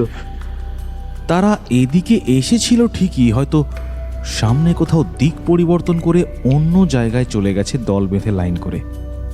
কেমলিন বলে ওঠে, তবুও গোমস, আমাদের সাবধানেই থাকতে হবে, কারণ এই গুহার মধ্যে গুপ্তধন রয়েছে, যার সন্ধানে আমরা দ্বিতীয়বার আবার এসেছি। আর এই গুহার গুপ্তধন কিন্তু আগায় ওই পিঁপড়ের দল। তারা এই গুপ্তধন ছেড়ে, ইনফ্যাক্ট এই গুহা ছেড়ে অন্য কোথাও চলে যাবে, এ আমি বিশ্বাস করতে পারছি না ঠিক। তখনই জেরিন হঠাৎ চিৎকার করে বলে ওঠে, না, ওরা যায়নি। তার হঠাৎ করে এই কথাটা গুহার মধ্যে প্রতিধ্বনিত হয়। ক্যামলিন আর গোমস সঙ্গে সঙ্গে গুহার মেঝেতে টর্চের আলো ফেলে, যেদিকে অলরেডি জেরিন তার টর্চের আলো ফেলে রেখেছিল। কিন্তু তখন তারা কিছুই দেখতে পায় না। টর্চের আলো এদিক ওদিক ঘুরিয়েও ওরা কিছুই দেখতে পায় না। এবার গোমস বলে ওঠে, জেরিন, এবার বলো তুমি কি দেখেছো? তোমার হঠাৎ চিৎকারের কারণ কি এবং মুখের প্রতিক্রিয়া যেন কিছু ইঙ্গিত করছে। তুমি যেন কিছু দেখেছো? বলো বলো, তুমি কি দেখলে? ভয়ার্ত কণ্ঠে জেরিন কাঁপা কাঁপা গলায় বলে ওঠে, এই গুহায় সেই পিঁপড়ে আছে, কারণ আমি এইমাত্র কিছু আগে একটা পিঁপড়েকে গুহার ওই মেঝেতে এদিক থেকে ওদিক চলে যেতে দেখেছি। টর্চের আলো ঘুরিয়ে কোন দিক থেকে কোন দিকে সে পিঁপড়েটাকে যেতে দেখেছিল সেটা ভালো করে বাকি দুজনকে দেখায়। তারপর আবার বলে, আর এই পিঁপড়েটা কিন্তু আগের চেয়েও বড় ছিল, বেশ অনেকটাই উঁচু। ওটা ওই গর্তে সম্ভবত গিয়েছে। টর্চের আলোয় ওরা গুহার মেঝের বাঁদিকে একেবারে গুহার দেওয়াল ঘেঁষে একটা গর্ত দেখতে পায়। গর্তটা বেশ লম্বা। ওরা এর মধ্যে তিনজনে নিচে নেমে আসে এবং গুহার মেঝেতে পা দিয়ে দাঁড়ায়।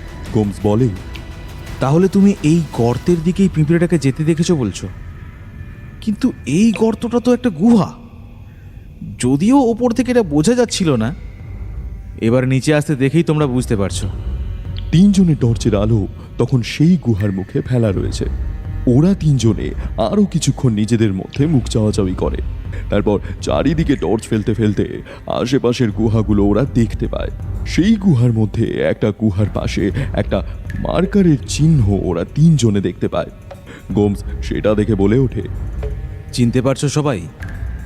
এটাই হচ্ছে সেই গুহা যার মধ্যে কিছু দূর গিয়ে আমি গুপ্তধনের খোঁজ পেয়েছিলাম এবং বেরিয়ে এসে গুহাটার এই পাশে মার্কার ঘষে চিহ্নিত করে রেখেছিলাম। তাহলে বুঝতেই পারছো এবার আমাদের এই গুহাতেই ঢুকতে হবে। কথাটা শেষ হতেই হঠাৎ একটা আওয়াজে ওরা সবাই পিছনে ফিরে তাকায় এবং তিনজনের টর্চ নিবদ্ধ হয় একটা গুহার মুখের দিকে। ওরা স্পষ্ট আবার শুনতে পারে সেই গুহার ভিতর থেকে আবার একটা আওয়াজ এসে ওদের কানে প্রতিধ্বনিত হচ্ছে। আওয়াজটা কতকটা ঘস ঘস করে। তিনজন টর্চের আলো সেদিকেই রেখে নিজেদের মুখ চাওয়াচাওয়ি করে। জেরিন বলে ওঠে, কিসের আওয়াজ বলো তো? বুঝছি না। গোমস বলে ওঠে, তবে শব্দটা বেশ তীব্র হলেও মনে হচ্ছে বহু দূর থেকে ওটা আসছে। গোমস বলল, এখন ওই শব্দ নিয়ে মাথা ঘামালে চলবে না। চলো বরং আমরা গুপ্তধনের গুহাতে ঢুকে পড়ি দ্রুত। মনে রেখো, আমাদের দলের সবাই কিন্তু আমাদের ফিরে আসার জন্য এই সুড়ঙ্গের বাইরে ওই উপরে অপেক্ষা করছে। ওরা কথাগুলো শুনে গোমসের নির্দেশ মতো দেখানো একটা গুহার মধ্যে ঢুকে গেল দ্রুত। গুহার মধ্যে দিয়ে যেতে যেতে গোমস নিচে বালির উপর আঙুল নির্দেশ করে। গোমস বলে, চিনতে পারছো তো সবাই? এই সেই গুহা। ওই দেখো, নিচে বালির মধ্যে আমাদের বুটের ছাপ কেমন স্পষ্ট হয়ে আছে। আর ওখানে একটা ছাপ না, অসংখ্য ছাপ রয়েছে। আমার ছাপের পাশে আমার সঙ্গীর ছাপ রয়েছে। ওকে নিয়ে এই গুহাতে আমরা একসাথে ঢুকেছিলাম। কিন্তু যখন অস্ত্র উদ্ধার করে আমরা পিঁপড়েদের আক্রমণে ভয় পেয়ে ঊর্ধ্বশ্বাসে দৌড়তে থাকি, তখন আমি আর আমার সঙ্গীর দিকে অতটা দৃষ্টি রাখতে পারিনি। ও আমার পিছন পিছনই ছুটে আসছিল, এটা বুঝতে পেরেছিলাম। আর এই যে এই মেঝেতে যে ছাপ আমরা এখন দেখছি, এই সেই ছাপ। আমরা ঠিক পথেই এগোচ্ছি। চলো এগিয়ে চলো। আবার আমাদের সেই অস্ত্র রাখার জায়গাটাতে পৌঁছতে হবে। সোজা পথ ধরেই আমরা চলব, কোনো দিকে আর বাঁকবো না, কারণ আমরা কিন্তু সোজা পথ ধরেই এগিয়েছিলাম। গোমসের এই কথা শুনে সকলেই সে কথায় সায় দিল এবং সোজা পথেই এগোতে থাকলো। বেশ কিছুটা এগোনোর পর ওরা সেই গুহা পথের আশেপাশেও বহু ছোট ছোট গুহা দেখতে পেল। তবে ওরা এতে বিশেষ ভয় পেল না, কারণ পিঁপড়েগুলো গুহা ছেড়ে ওদের দিকে আসছে না। তাই ও নিয়ে বেশি মাথা না ঘামিয়ে দলের সকলে এগোতে লাগলো এবং প্রায় আধ ঘন্টার মধ্যেই ওরা অস্ত্র রাখা স্থানে এসে উপস্থিত হলো। কিন্তু অস্ত্র রাখা স্থানে সেই গোটা দলটাই হকচকিয়ে গেল। সকলেই আশ্চর্য, অবাক এবং বিস্মিত। সব থেকে বেশি আশ্চর্য হয়েছে গোমস, কারণ জায়গাটা তারই বেশি চেনা, কিন্তু চেনা জায়গায় চেনা ছবি যে তার চোখে পড়েনি। মানে অস্ত্র রাখার স্থান সম্পূর্ণ খালি। তাদের আগেই কেউ সেখানে এসে সমস্ত অস্ত্র সরিয়ে ফেলে জায়গাটা একেবারেই ফাঁকা করে দিয়েছে। কিন্তু এখন প্রশ্ন হলো, কে বা কারা তাদের দলের আগেই সেখানে পৌঁছে অস্ত্রশস্ত্র সব সরিয়ে নিল? এই দুর্ভেদ্য অন্ধকার ঢাকা গভীর সুড়ঙ্গে তাদের আগে কারা এসেছে? তবে কি তারা যে পর্বত ঢাকা জঙ্গলে এসেছে, সেই জঙ্গলে কি তারা ছাড়াও গুপ্তধন সন্ধানী আরো মানুষ রয়েছে? কিন্তু এ পর্বত ঢাকা জঙ্গল তো অভিশপ্ত এবং নিষিদ্ধ। এখানে তো কোনো মানুষের প্রবেশাধিকার নেই। তারাও এ জঙ্গলে এসে তেমন কোনো মানুষের তো দেখা পায়নি। তবে বড়সড় একটা প্রশ্ন চিহ্ন সকলের চোখে মুখে তখন ঘিরে ধরেছে। গোমস বলল, সত্যি বিষয়টি বুঝতেই পারলাম না। তার এই কথার মধ্যে পিটার আবার সেই অস্ত্র রাখার স্থানে এগোচ্ছিল। গোমস তাকে হঠাৎ করেই চিৎকার করে দাঁড়াও বলে দাঁড় করিয়ে দেয়। গোমসের পর বলে, ওদিকে আর এগিয়েও না। অস্ত্র রাখার ওই স্থানের পিছনেই আছে মাংসাশী টাইটানো মায়োরমার গর্ত। মুহূর্তে ওরা বেরিয়ে এসে তোমার উপর আক্রমণ করতে পারে। তার চাইতে এই নিরাপদ দূরত্ব থেকেই দাঁড়িয়ে থাকো। কিন্তু নিরাপদ অবস্থা বোধ হয় বেশিক্ষণ স্থায়ী হলো না। ওরা তিনজনেই এই সুড়ঙ্গে যে পথ ধরে ঢুকে এসেছিল সেদিকে চেয়ে দাঁড়ালো, কারণ এবার সেই পথে একটা শব্দ হচ্ছে, আর সেটা থেমে নেই। বহু দূর থেকে এলেও সেটা কিন্তু আস্তে আস্তে স্পষ্ট হয়ে উঠছে। মানে শব্দ সৃষ্টিকারী জিনিসটা সেই সুড়ঙ্গ পথে দূর থেকে ওদের দিকেই এগিয়ে আসছে। সুড়ঙ্গ পথটি সোজাসুজি যায়নি, সেটা ক্রমশ এঁকে মেঁকে প্রশস্ত হয়েছে। তাই আপাতত যতদূর পর্যন্ত চোখ যাচ্ছে ততদূর ওরা কিছুই দেখতে পাচ্ছে না। পিটার আওয়াজে ভয় পেতে লাগলো। গোমস বলল, সকলেই গুহার মধ্যে লুকিয়ে পড়ো কোনো গোপন স্থান দেখে। কথাটা বলা মাত্রই ওরা সকলেই ছোটাছুটি করে গোপনীয় স্থান খুঁজতে লেগে যায় এবং একসময় একটা স্থান খুঁজেও বের করে, যেখানে ওরা তিনজন দ্রুত লুকিয়ে পড়ে। সেই গুহার দেওয়ালে ঠেস মেরে দাঁড় করানো ছিল একটা লম্বা পাথর। সেটার পিছনে খানিকটা জায়গা ফাঁকা ছিল। ওরা তিনজন সেই ফাঁকার মধ্যে পাশাপাশি বসে পড়ল। গোমস সকলকে আস্তে আস্তে বলল, তোমরা সবাই কেউ কিন্তু এর পিছন থেকে বেরিও না। সবাই চুপটি করে বসে থাকো। এইদিকে একসময় আওয়াজ বেড়ে উঠল। সবাই বুঝলো আওয়াজের সৃষ্টিকারী জিনিসটা সে ঘরেই প্রবেশ করছে।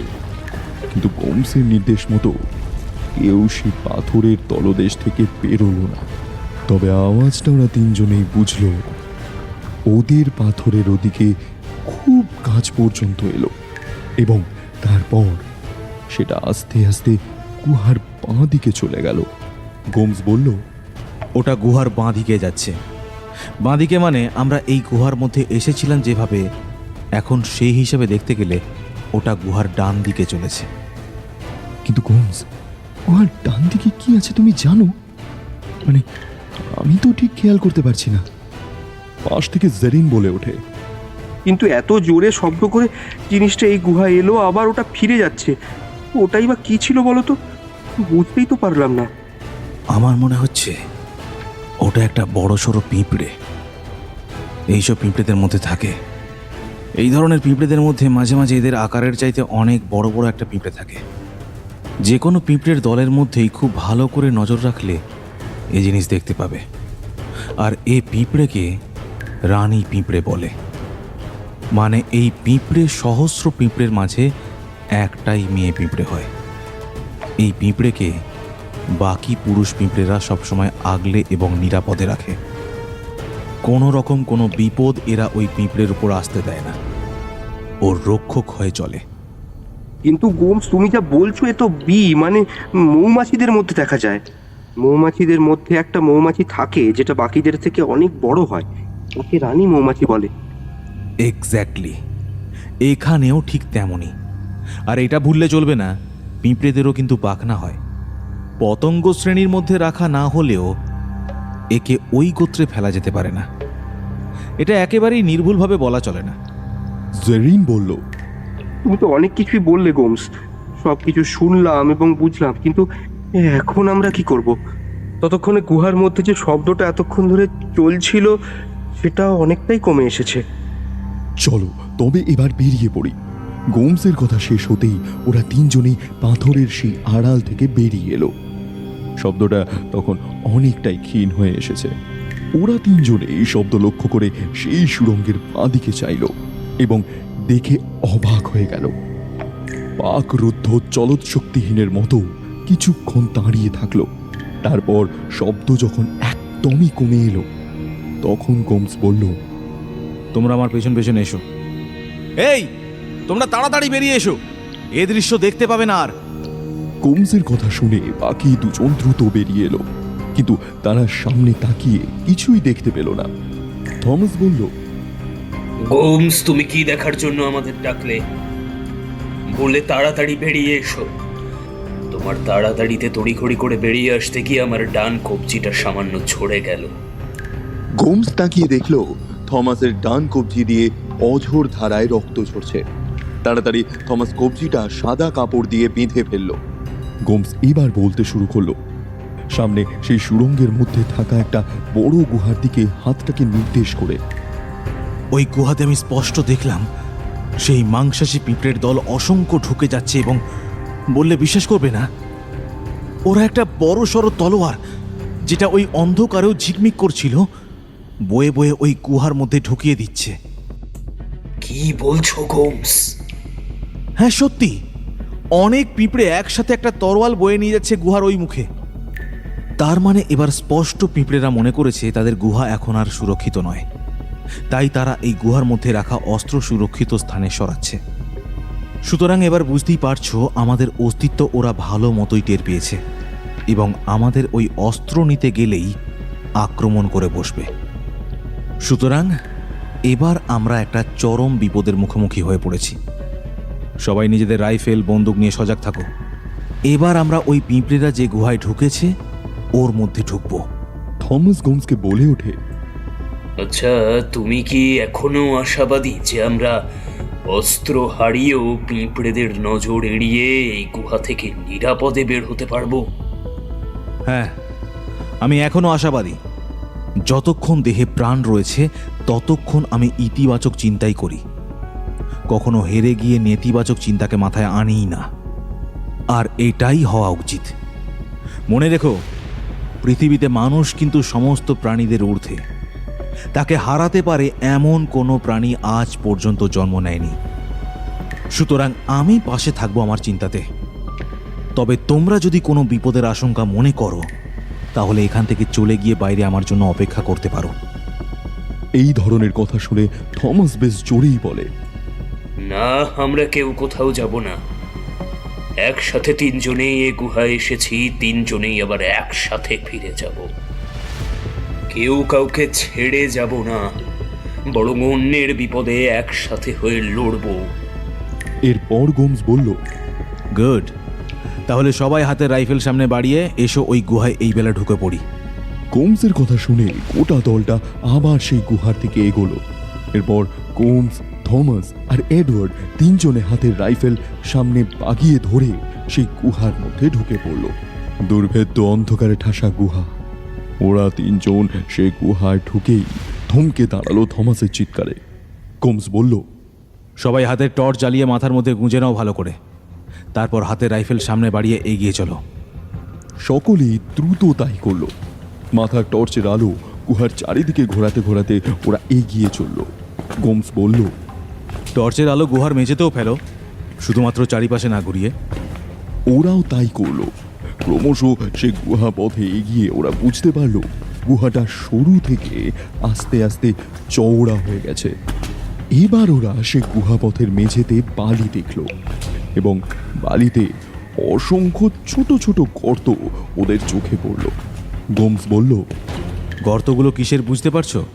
থমাস বলল, অসংখ্য ছোট ছোট গর্ত এবং পাশাপাশি।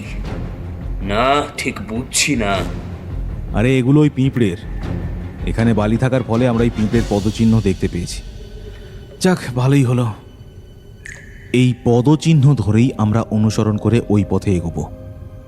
বুঝতে পারবো পিঁপড়ের দল কোন পথে এগিয়েছে। আস্তে আস্তে তিনজন ওই বালির উপর দিয়ে এগোতে লাগলো। অনেকটা এগিয়ে ওরা এবার এমন স্থানে পৌঁছলো যেখানে গুহার পথটা এঁকে বেঁকে সামনে প্রশস্ত হয়েছে। আরো খানিকটা সে পথে এগোনোর পর ওরা গুহার দু দেওয়ালের পাশে অসংখ্য ছোট ছোট গর্ত দেখতে পেল। গর্তগুলো গুহার দেওয়ালে একেবারে ছাদ ঘেঁষেই নেমেছে দুধারে। গোমস এই বিষয়টি তার হাতে থাকা টর্চ মাথার উপরে মেরে দেখে নিল। গোমস বলল, দ্রুত দৌড়াও সামনে। হঠাৎ গোমসের এরকম নির্দেশে বাকি দুজন হকচকিয়ে গেল। থমাস জিজ্ঞেস করলো, কি ব্যাপার গোমস, আমাদের হঠাৎ এখান থেকে সামনে ছুটে পালাতে কেন বলছো? গোমস দ্রুত থমাস এবং এডওয়ার্ডের গলা সজোরে দুহাতে ধরে নিজের দুপাশে ওদের নিয়ে সামনে ছুটতে লাগলো। এইভাবে রুদ্ধশ্বাসে অনেকটা দৌড়ের পর এক স্থানে এসে গোমস ওদের দুজনকে নিয়ে থামলো। এখানে ওদের সামনে দাঁড়িয়ে রয়েছে একটা লম্বা দেওয়াল, সম্পূর্ণ আড়াআড়ি করে ওদের সামনেই দাঁড়িয়ে। দেওয়ালটার সামনে পৌঁছে তার গায়ে ওরা তিনজন অনেকক্ষণ হাত উড়ালো। শেষে গোমসের নির্দেশে ওরা সেই দেওয়ালের বুকে কয়েক রাউন্ড গুলি বর্ষণ করল, কিন্তু এতে কোনো লাভ হলো না। শেষমেশ এডওয়ার্ড গোমসকে বলল, এবার আমরা কি করব গোমস? পথ যে বন্ধ। গোমস খানিকক্ষণ মাথা চুলকে তারপর বলল, সত্যি এটি ভাবতেই পারিনি গুহাটা এখানে শেষ হয়ে যাবে। তাহলে ওই পিঁপড়ের দল এই গুহার মধ্যে অস্ত্র শস্ত্র কোথায় নিয়ে এলো? গুহা তো এখানে বন্ধ, মানে এখানেই শেষ। আর তুমি বা হঠাৎ আমাদের এইভাবে বগলের নিচে ধরে ছুটিয়ে নিয়ে এলে কেন? থমাস এই প্রশ্নগুলোই করে বসে। ছুটিয়ে নিয়ে এলাম কেন? তোমরা কিছু দেখোনি? আমি তোমাদের যে স্থান থেকে ধরে ছুটিয়ে নিয়ে এলাম সেই স্থানে গুহার দেওয়ালের দুপাশে অসংখ্য গর্ত ছিল। হ্যাঁ, সে তো দেখছি। ওর মধ্যেই ছিল টাইটানো মায়োরমারের বাস। আমি আমার হাতে থাকা টর্চ দিয়ে গুহার দেওয়ালের গর্তগুলোর মুখে ফেলে সেগুলো পরীক্ষা করছি। তখন হঠাৎ করেই আমি দেখতে পাই আমাদের মাথার উপর থাকা একটা গর্ত দিয়ে কয়েকটা পিঁপড়ে পরপর তাদের লম্বা লম্বা দাঁড়া নিয়ে বেরিয়ে আসছে। টর্চের আলো যেই তাদের উপর পড়ল অমনি তারা দ্রুত সে গর্তে ঢুকে গেল। আলো আরও ঘুরিয়ে দেখলাম উপরে আরও আশেপাশে থাকা কয়েকটি গর্ত দিয়ে সেই পিঁপড়েরা তাদের লম্বা লম্বা দাঁড়া বের করে রেখেছে, এবং সেটা গুহার একবারে দেওয়ালে নয়, দুধারের দেওয়ালের গর্ত দিয়ে। আমার বিশ্বাস আলো দেখে যখন ওরা ঢুকে গেল তখন ওরা আমাদের উপরেই আক্রমণ করতে নামছিল। ওই গুহার দুধারে ওরকম অসংখ্য গর্ত, আর ওতেই ওগুলো রয়েছে। একবার ভেবে দেখো, যদি সমস্ত গর্ত দিয়ে ওই পিঁপড়ে বেরিয়ে আসতো তবে তো ওরা আমাদের উপর মুহূর্তেই হামলা চালিয়ে আমাদের শরীরের হাড় অল্প সময়ের মধ্যেই বের করে দিত। তাই তৎক্ষণাৎ আমি তোমাদের দুহাতে চাপটে ধরে ওখান থেকে ছুটিয়ে নিয়ে আসি। তার মানে ওরা এবার বুঝে গেছে যে ওদের এই গুহায় আমরা এসে পড়েছি। থমাস বলল, একদম ওরা বুঝে গেছে, এবং এটাও বুঝেছে ওদের এখান থেকে আমরা অস্ত্র নিতেই এখানে এসেছি। তাহলে তো ওরা আমাদের পিছনে আক্রমণ করতে আসতে পারে।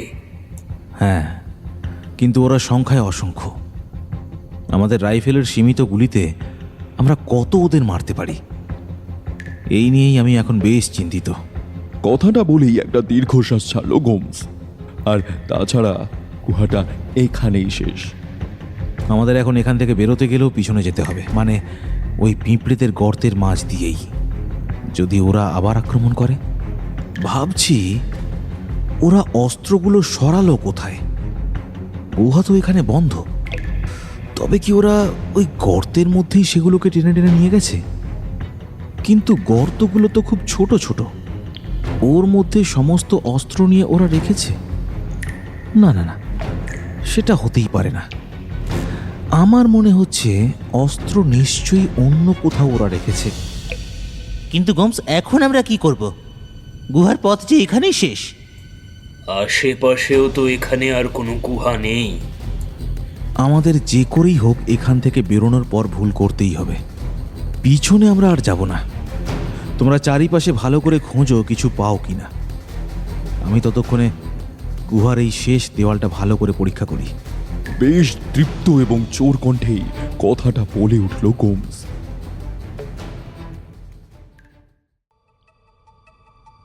বেশ দীপ্ত এবং জোরে কণ্ঠেই কথাটা বলে উঠল গোমস।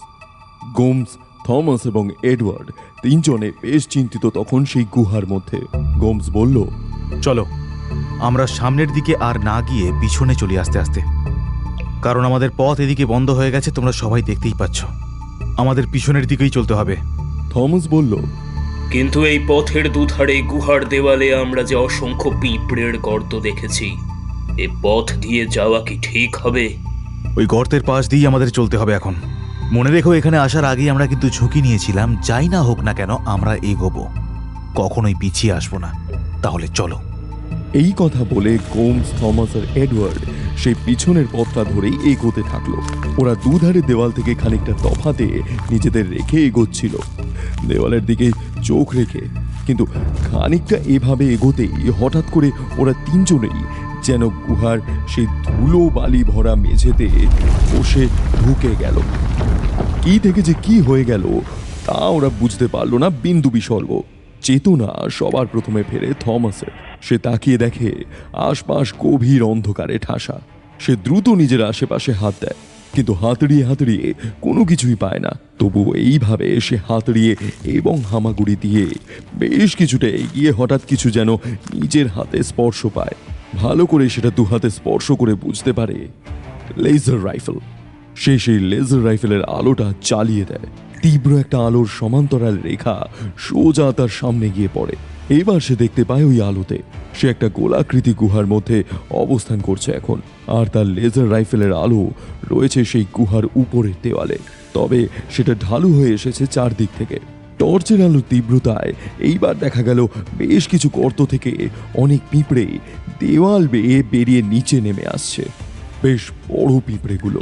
আলো পড়ে এদের দাঁড়া বেশ চকচক করে উঠেছে। দ্রুত গুহার উপরের দেওয়ালের ছাদ থেকে আলো ঘুরিয়ে থমাস মেঝেতে ফেলে এবং দেখতে পায় বেশ কিছু দূরে তাদের দলের আরেক সঙ্গী অ্যান্ড্রুস পড়ে আছে। তার থেকে আরো সামান্য দূরে টর্চের আলো ফেললে দেখা গেল গোমস।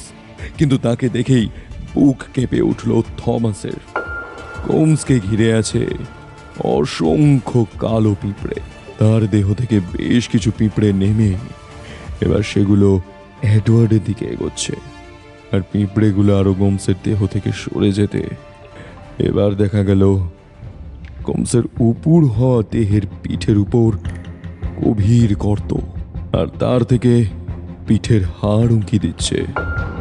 এতে কোনো সন্দেহই নেই যে পিঁপড়েগুলো গোমসকে খুবলে খেয়েছে এবং এবার সেগুলো কিছু দূরে থাকা অ্যান্ড্রুসের দিকে এগোচ্ছে। থমাস আর দেরি করলো না, তার হাতের রাইফেল তাক করলো সোজা এডওয়ার্ডের দিকে এগোতে থাকা পিঁপড়েগুলোর দিকে। কান ফাটানো তীব্র আওয়াজে চারদিক খান খান হয়ে গেল। গুহার মধ্যে ধোঁয়া চারিদিক ঢেকে দিল, কিন্তু থমাস তবুও গুলি করা থামালো না। সে গুহার ছাদ থেকে যে পিঁপড়েগুলো নামছিল এবার সেদিকেই বন্দুক তাক করলো এবং বেশ কয়েক রাউন্ড গুলি সেদিকেই ছুড়ল। থমাস দ্রুত অ্যান্ড্রুসের দিকে ছুটে গেল। তারপর তাকে উপর করে তার মুখ ধরে কিছুক্ষণ ঝাঁকালো। এডওয়ার্ড, এডওয়ার্ড এটা বলে সে সামান্য চোখ খুলে বলল, থমাস, আমি কোথায়? থমাস তাকে বলল, এখন কথা বলার মতো বেশি সময় নেই হাতে, তাড়াতাড়ি চলো। ও কি থমাস? পেছন ফিরে তাকাতেই থমাস দেখতে পেল একটা বড় সড়ো গোছের পিঁপড়ে তাদের দিকেই পিছন থেকে এগিয়ে আসছে। দ্রুত দাঁড়িয়ে এডওয়ার্ড তার রাইফেল থেকে বেশ কয়েকটি গুলি পিঁপড়েটার উপর চালিয়ে দিল। পিঁপড়েটা গুলির আঘাতে মাটিতে উল্টিয়ে লুটিয়ে পড়ল। থমাস ততক্ষণে অ্যান্ড্রুসকে জড়িয়ে ধরে তুলে উল্টো দিকে দৌড়তে শুরু করে। গুহার একদিকে একটা সরু পথ সে দেখে। এডওয়ার্ড দৌড়তে দৌড়তে বলে, আচ্ছা আচ্ছা, গোমস কোথায় থমাস? আর আমার কি হয়েছিল? থমাস এবার আস্তে আস্তে বলে, এই গুহার মধ্যে চলো। সম্ভবত আমরা এই গুহার কোনো স্থানে চোরাবালিতে পড়ি, তারপর এই গুহার মধ্যে এসে পড়ি, আর এই গুহাতেও রয়েছে সেই মাংস ভুক পিঁপড়ের দল। তারাই গোমসকে খুবলে খেয়েছে। আমরাও হয়তো তাদের শিকার হতাম, কিন্তু ভগবানের অশেষ করুণা যে সেটা হয়নি। আচ্ছা, সেই অস্ত্রের ভান্ডার খুঁজে কি পেয়েছো তুমি? পিঁপড়ে ভর্তি গুহা আর অন্ধকারে ঠাসা, কোথায় যে সেই অস্ত্র রয়েছে ঠিক সন্ধান করতে পারিনি। তাহলে কি আমাদের আশা ছাড়তে হবে? না, সেটা আমি হতে দেব না। তবে এই গুহার মধ্যে কোনো নিরাপদ আশ্রয় খুঁজতে হবে। তারপর সেখান থেকে নিজেদেরকে নিরাপদে রেখে অস্ত্রের ভান্ডার খুঁজব এবং এই গুহা থেকে বেরোনোর উপায় নিয়ে ভাবব। গোমসের ইচ্ছে ছিল এই গুহার অস্ত্র ভান্ডার উদ্ধার করেই তবেই আমরা এই গুহা ছাড়ব, আর আমি সেটা মিথ্যে হতে দেব না। বেশ দীপ্ত কণ্ঠেই কথাগুলো বলল থমাস। ততক্ষণে এডওয়ার্ড অনেকটাই স্বাভাবিক হয়েছে। ওরা দৌড়তে দৌড়তে অবশেষে দেখলো সেই সরু গুহার পথটা সামনে বেশ চওড়া হয়ে গেছে এবং সেই প্রশস্ত জায়গাটায় মনে হচ্ছে আরও একটি গুহা রয়েছে। ওরা সেদিকে যেতে লাগলো দ্রুত এবং একসময় সেই জায়গায় পৌঁছে ওই গুহামুখের একেবারে সামনে এসে দেখলো সেই গুহামুখের ভিতরটা বেশ আলোতে উজ্জ্বল হয়ে আছে। ওরা দুজনে এবার আস্তে আস্তে সেই আলো লক্ষ্য করে ভিতরে ঢোকে গুহার এবং দেখতে পায় গুহার ভিতরে ওদের সামনে দাঁড়িয়ে রয়েছে একটা বড় সড়ো ঢিবি। সেই ঢিবির উপর রাখা রয়েছে একটা লম্বা তরোয়াল, সোজাসুজি একেবারে ঢিবির মাথায়। আর সেই তলোয়ার মাথায় গুহার ছাদে একটা বড় গর্ত। সেই গর্ত দিয়ে বাইরে থেকে আলো এসে তলোয়ারের গায়ে পড়েছে এবং তার ফলে তলোয়ারের গা দিয়ে উজ্জ্বল আলো চারিদিকে বিচ্ছুরিত হচ্ছে।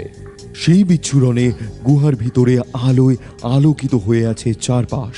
থমাস বলল, ওই দেখো অস্ত্র, তলোয়ার। মনে হচ্ছে এই ঢিবির ভিতরে আরো অস্ত্র মজুত রয়েছে। এটাই অস্ত্র রাখার ভান্ডার। আমাদের ওই ঢিবির ভিতরে ঢুকতে হবে। ওরা আশপাশটা ভালো করে দেখে নিল।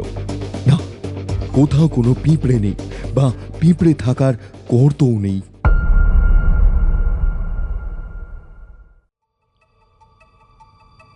দুজনের একসাথে ওঠার কোনো দরকার নেই।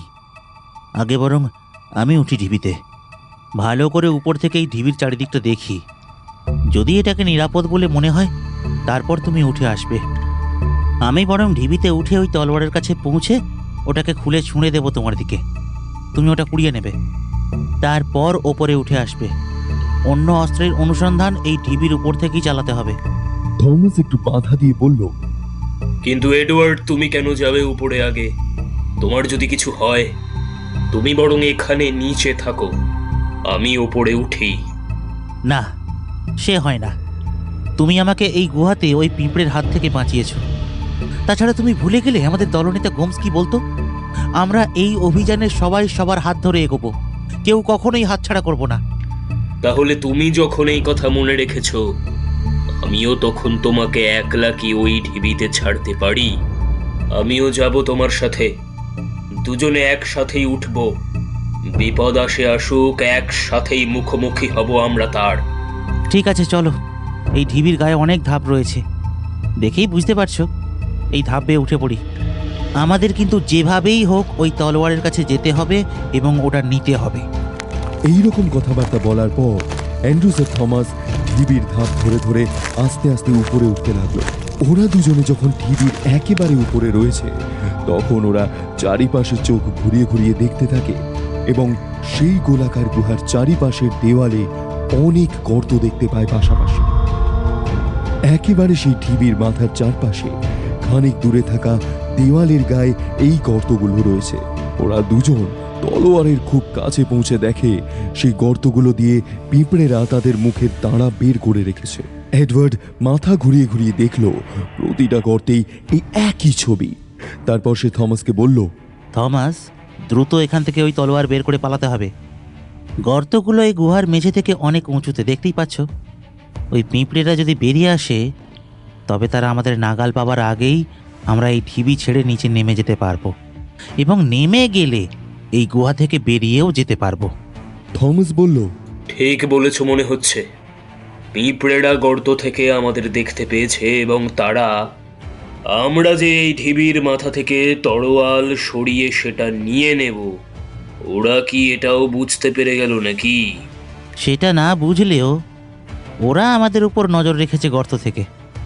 এখানে প্রায় চারিপাশে 27টি গর্ত রয়েছে, আর এই 27টি গর্তে কত সংখ্যক পিঁপড়ে থাকতে পারে সেটা মোটামুটি একটা আন্দাজ করেই বলছি।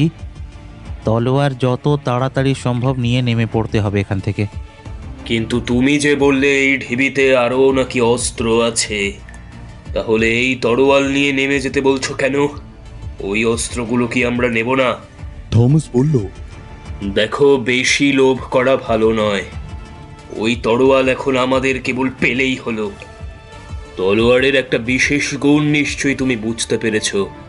তলোয়ারটা সম্পূর্ণ সোনার, আর ওর গায়ে, ওর মাথার উপরের গর্ত দিয়ে বাইরের আলো এসে পড়ে কেমন ওটা চিকমিক করছে দেখতেই পারছো। ওটা যেন এই গুহার অন্ধকার অনেকটাই দূর থেকে আলোকিত করে রেখেছে। আর আমরা এই গুহায় চারিপাশে যেমন দেখতে পারছি, সমস্তটাই ওই তলোয়ারের জন্য। এখানে যা যা অস্ত্র আছে সবই সোনার তৈরি, তাই ওগুলোকে এই পিঁপড়েদের হাতে সংরক্ষণের জন্য তুলে দেওয়া হয়েছে। আর সেই সাঁওতাল সর্দারের ভাষায় এই পিঁপড়েরাই হচ্ছে এই গুহায় থাকা তাদের কোটি কোটি দেবতা। এই পিঁপড়েরা এই সম্পদকে এখানে দীর্ঘদিন ধরে রক্ষা করে আসছে। আর আমরা যে ওই অস্ত্রের থেকে অলরেডি অস্ত্র সরিয়েছি, সেটা বুঝেই ওদের কোপ পড়েছে আমাদের উপর, যার পরিণামে ওরা গোমসকে কেড়ে নিয়েছে আমাদের মধ্যে থেকে। এখনো যে আমরা ওদের অস্ত্র সরাতে ব্যস্ত সেটাও ওরা জানে, তাই আমাদের উপর ওদের হামলা হবেই। এই জন্য দ্রুত তরোয়াল নিয়ে আমি এই গুহা ছেড়ে বেরিয়ে যেতে চাইছি। এডওয়ার্ড বলল, সেটা তো আমি বুঝতে পারলাম গোমস, কিন্তু আমরা এই গুহা ছেড়ে বেরোবো কিভাবে দ্রুত?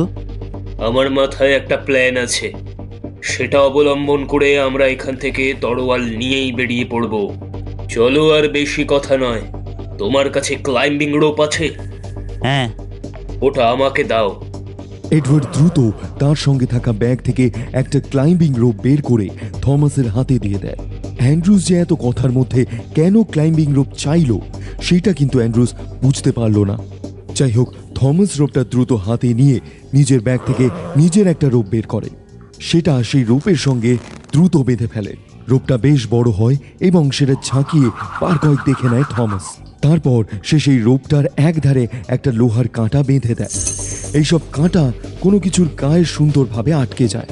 তারপর থমাস বলল, তুমি তোমার পায়ের জুতো দুটো খুলে ফেলো। আমরা জুতো ছাড়াই খালি পায়ে এই ঢিবির গা বেয়ে বেয়ে উঠব, কারণ ঢিবির মধ্যে পিঁপড়ে আছে। আমাদের পায়ে জুতো থাকলে তার ভারে ঢিবির গায়ে শব্দ এবং কম্পন সৃষ্টি হতে পারে, যা হয়তো আমরা বুঝতে পারবো না, কিন্তু ওই ঢিবির গর্তে থাকা পিঁপড়েরা বুঝতে পারবে এবং সেই কম্পন ও শব্দে তারা গর্ত ছেড়ে বেরিয়ে আসতে পারে। সুতরাং যতটা ওদের বুঝতে না দিয়ে কাজটি করা যায় সেটার দিকেই এখন আমাদের বিশেষ লক্ষ্য রাখতে হবে। ঠিক আছে, আমি আগে উঠব।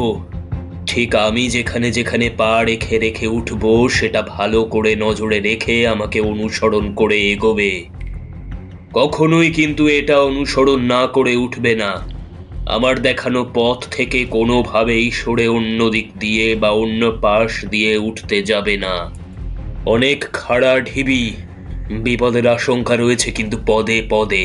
কথাগুলো বেশ কড়াভাবে বলে থমাস এগোলো ঢিবির পাদদেশের দিকে। অ্যান্ড্রুস তাকে অনুসরণ করলো। জুতো খুলে থমাস আস্তে আস্তে করে ঢিবির গা বেয়ে উপরে উঠতে লাগলো, আর অ্যান্ড্রুস তাকে অনুসরণ করে এগোলো। বেশ অনেকটাই উঠে থমাস বলতে লাগলো, ঢিবির গা ভীষণ শক্ত, দেখেছ? আমরা পা ফেলে ফেলে এর উপর দিয়ে উঠছি, অথচ আমাদের ভারে এটা ভাঙছে না। ঠিক বলেছ, আমিও সেটা দেখছি। এই পিঁপড়েরা বেশ শক্ত করেই বাসা তৈরি করে। এডওয়ার্ড আর থমাস নিজেদের মধ্যে দড়ি বেঁধে নিয়েছিল, তবে ওদের মধ্যে দূরত্বটা অনেকটাই ছিল। থমাস আস্তে আস্তে পৌঁছে যায় ঢিবির একেবারে উপরে, যেখানে তরোয়াল রয়েছে। সে চিৎকার করে বলে ওঠে, এডওয়ার্ড, দাঁড়িয়ে যাও। তরোয়ালের পাশে প্রচুর গর্ত রয়েছে, তরোয়ালটাও একটা গর্তে পোঁতা রয়েছে। তলোয়ারের পাশে যে গর্ত রয়েছে এগুলোর মধ্যে পিঁপড়েরা সব ঘোরাঘুরি করছে। তুমি ওখানে থাকো। এই কথা বলে থমাস তার পিঠের ব্যাগ থেকে আরও একটা লম্বা দড়ি বের করে। সেটার মাথায় নিজের সাথে থাকা রাইফেলটা বের করে সেটাকে সেই তলোয়ারের মাথার উপর থাকা গুহার গর্ত দিয়ে গর্তর ভিতর ছুঁড়ে মারে। দড়িটা গুহার মাথায় থাকা গর্ত দিয়ে বাইরে চলে যায়। তারপর সেটা টেনে আনতে আনতে একসময় গুহার গর্তের মুখে আটকে যায়। থমাস দড়িটা টেনে দেখে গুহার গর্তের মুখে রাইফেলটা আড়াআড়ি ঠিকঠাক করেই আটকেছে। তারপর সে তার ডান হাতের বৃদ্ধাঙ্গুল উঁচু করে দেখিয়ে বলে, সব একেবারে ঠিকঠাক আছে, এইবার তুমি এসো। এডওয়ার্ড এইবারে আস্তে আস্তে উপরে উঠতে লাগলো। তখন আর মাত্র 10-12 পা বাকি থমাসের কাছে পৌঁছতে। এডওয়ার্ড দেখল থমাস হঠাৎ করেই সেই ঢিবির উপর পড়ে গেল। এদিকে থমাস পড়ে যেতে কোমরের দড়ি আলগা হয়ে এলো।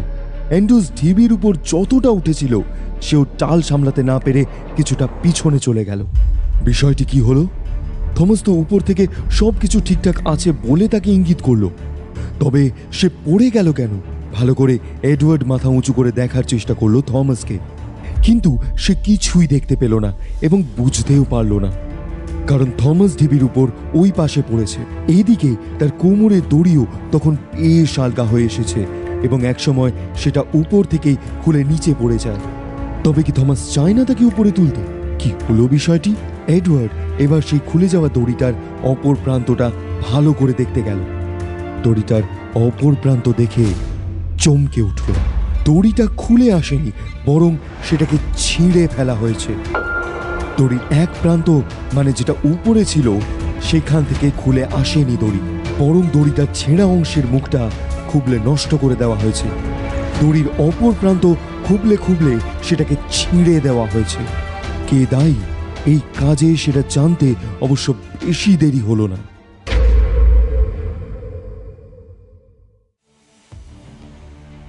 কিছুক্ষণ পর থমাস দেখতে পেল ঢিবির উপর দিয়ে দাঁড়া উঁচিয়ে এগিয়ে আসছে অসংখ্য পিঁপড়ে।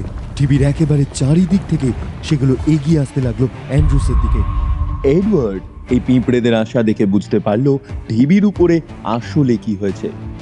সে বুঝতে পারলো থমাসকে পিঁপড়েগুলো চারদিক থেকে আক্রমণ করে ছিঁড়ে খেয়েছে।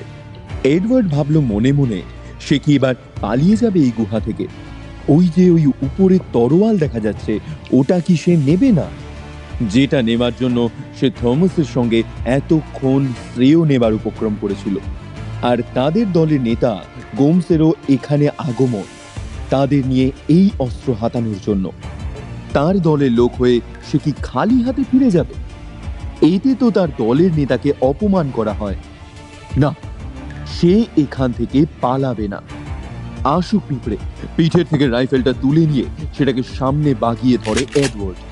তারপর গুলি চালাতে থাকে এলোপাথারি ভাবে এগিয়ে আসা পিঁপড়েদের উপর। পিঁপড়েরা ছত্রভঙ্গ হয়ে যায়। বেশ কিছু পিঁপড়ের ঢিবি থেকে বাইরে ছড়িয়ে পড়ে। এদিকে অসংখ্য গুলির আঘাতে ঢিবির গায়েও গর্ত হয়ে যায় এবং সেই গর্ত দিয়ে আরো পিঁপড়ে বেরিয়ে আসতে থাকে। এইবার এডওয়ার্ড দেখতে পায় এক একটি পিঁপড়ে, তাও প্রায় একটা পাখির মতো সাইজের।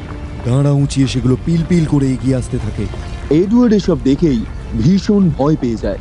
দাঁড়াগুলো ভীষণ নাড়িয়ে সেগুলো এগিয়ে আসতে থাকে। এডওয়ার্ড গুলি করতে করতে পিছনে আসতে থাকে, কিন্তু পিছনে হেঁটেও সে নিরাপদ হতে পারে না, কারণ সে দেখতে পায় পিছন থেকেও দলে দলে পিঁপড়ে তার দিকে আসছে। গুহার গায়ে থাকা গর্ত থেকে চারিদিক থেকে পিঁপড়েরা তাকে ঘিরে ফেলে। অ্যান্ড্রুস মনে মনে ভাবে বোধহয় এইবার তার মৃত্যু সন্নিকটে এসে দাঁড়িয়েছে। আর সে কোনোভাবেই এখান থেকে বাইরে বেরোতে পারবে না এবং এই গুহা ছেড়ে বাইরের পরিবেশ কখনোই দেখতে পারবে না। আর এই সামান্য কীটের আক্রমণে সে মরে যাবে না, সে বাঁচবে এবং আত্মবিশ্বাস নিয়ে এই গুহা ছেড়ে বেরোবে। সে এই পিঁপড়েদের হাতে এত সহজে প্রাণ দেবে না। এই রকম ভেবে এডওয়ার্ড আস্তে আস্তে চারিদিক দেখতে দেখতে হঠাৎ গুহার দেয়ালে একপাশে একটা উঁচু জায়গা দেখতে পায় এবং আশেপাশে কোনো সেখানে গর্ত নেই সেটাও দেখে। সে সেখানে উঠে যায় এবং সেখান থেকে একটা আশ্চর্য জিনিস দেখতে পায়, আর যেটা দেখে তার মাথায় একটা বুদ্ধি খেলে যায়। সে দেখে কিছু পিঁপড়ে দল থেকে বেরিয়ে এসে গুলির আঘাতে যে পিঁপড়েগুলো গুহার মাটিতে মরে পড়েছিল সেখানে গিয়ে সেই পিঁপড়েগুলোকে খাচ্ছে। সে বুঝতে পারে এই পিঁপড়ে এতটাই মাংসাশী যে স্বজাতি খেতেও পিছপা হয় না। আর যেসব পিঁপড়ে ঢিবির চারপাশ দিয়ে নামছিল, অ্যান্ড্রুস এবার তার রাইফেল সেদিকে উঁচিয়ে আরো বেশি করে ফায়ার করতে থাকে। এখন ঢিবিটা ঠিক তার উল্টো দিকে এবং বেশ কিছুটা দূরে। অসংখ্য পিঁপড়ে গুলিবিদ্ধ হয়ে গুহার মেঝেতে পড়তে থাকে। সেই উঁচু জায়গাটাতে দাঁড়িয়ে দাঁড়িয়ে অ্যান্ড্রুস দেখল যে পিঁপড়েগুলো নিচে পড়ে গেছিল মরে। গুহার ঢাল বেয়ে আরও অসংখ্য পিঁপড়ে নেমে আসে, সেগুলোকে মুখে করে আবার সেই ঢিবির মধ্যে নিয়ে যেতে থাকলো। এইভাবে পিঁপড়ের ঢিবির ঢালের চারিদিকে আসা যাওয়া হতে লাগলো। তবে সেগুলো আর অ্যান্ড্রুসের দিকে এগোলো না। স্পষ্ট বোঝা গেল পিঁপড়েগুলোর মনোসংযোগ এখন নিহত পিঁপড়েদের মুখে করে নিয়ে গিয়ে নিজেদের গর্তে ফেলা। এইভাবে প্রায় ঘণ্টাখানেকের মধ্যে ঢিবির নিচে পড়ে থাকা সমস্ত পিঁপড়েদের নিয়ে বাকি পিঁপড়েরা একসময় আবার ঢিবির ভিতরে চলে গেল।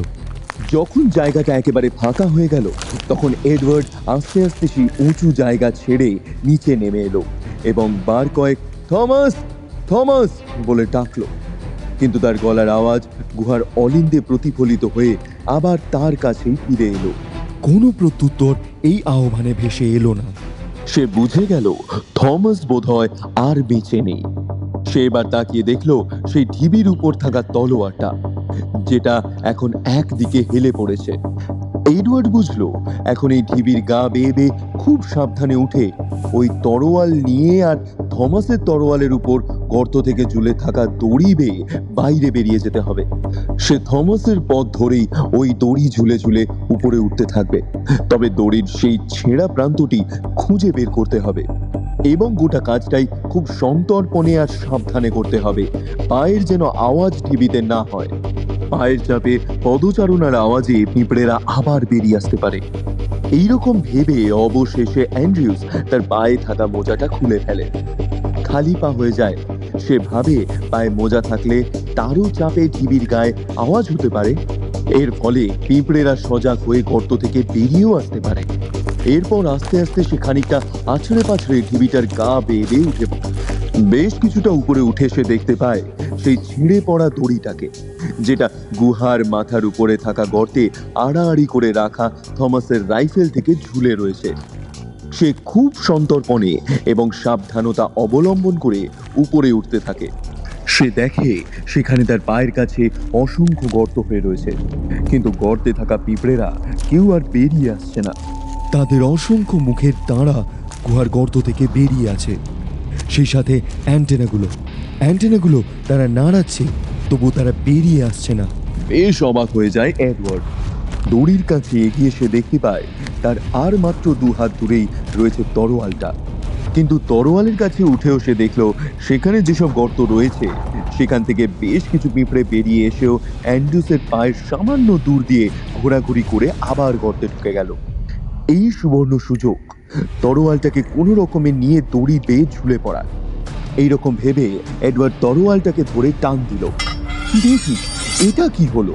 তলোয়ারটা ধরে টান দিতেই সেটা একটু ভারী অনুভূত হয়, তবে সেটা বেশি নয়। তলোয়ার টানের সাথে সাথে উঠে এলো আরো অস্ত্র, প্রতিটি একটার সাথে আরেকটি যুক্ত।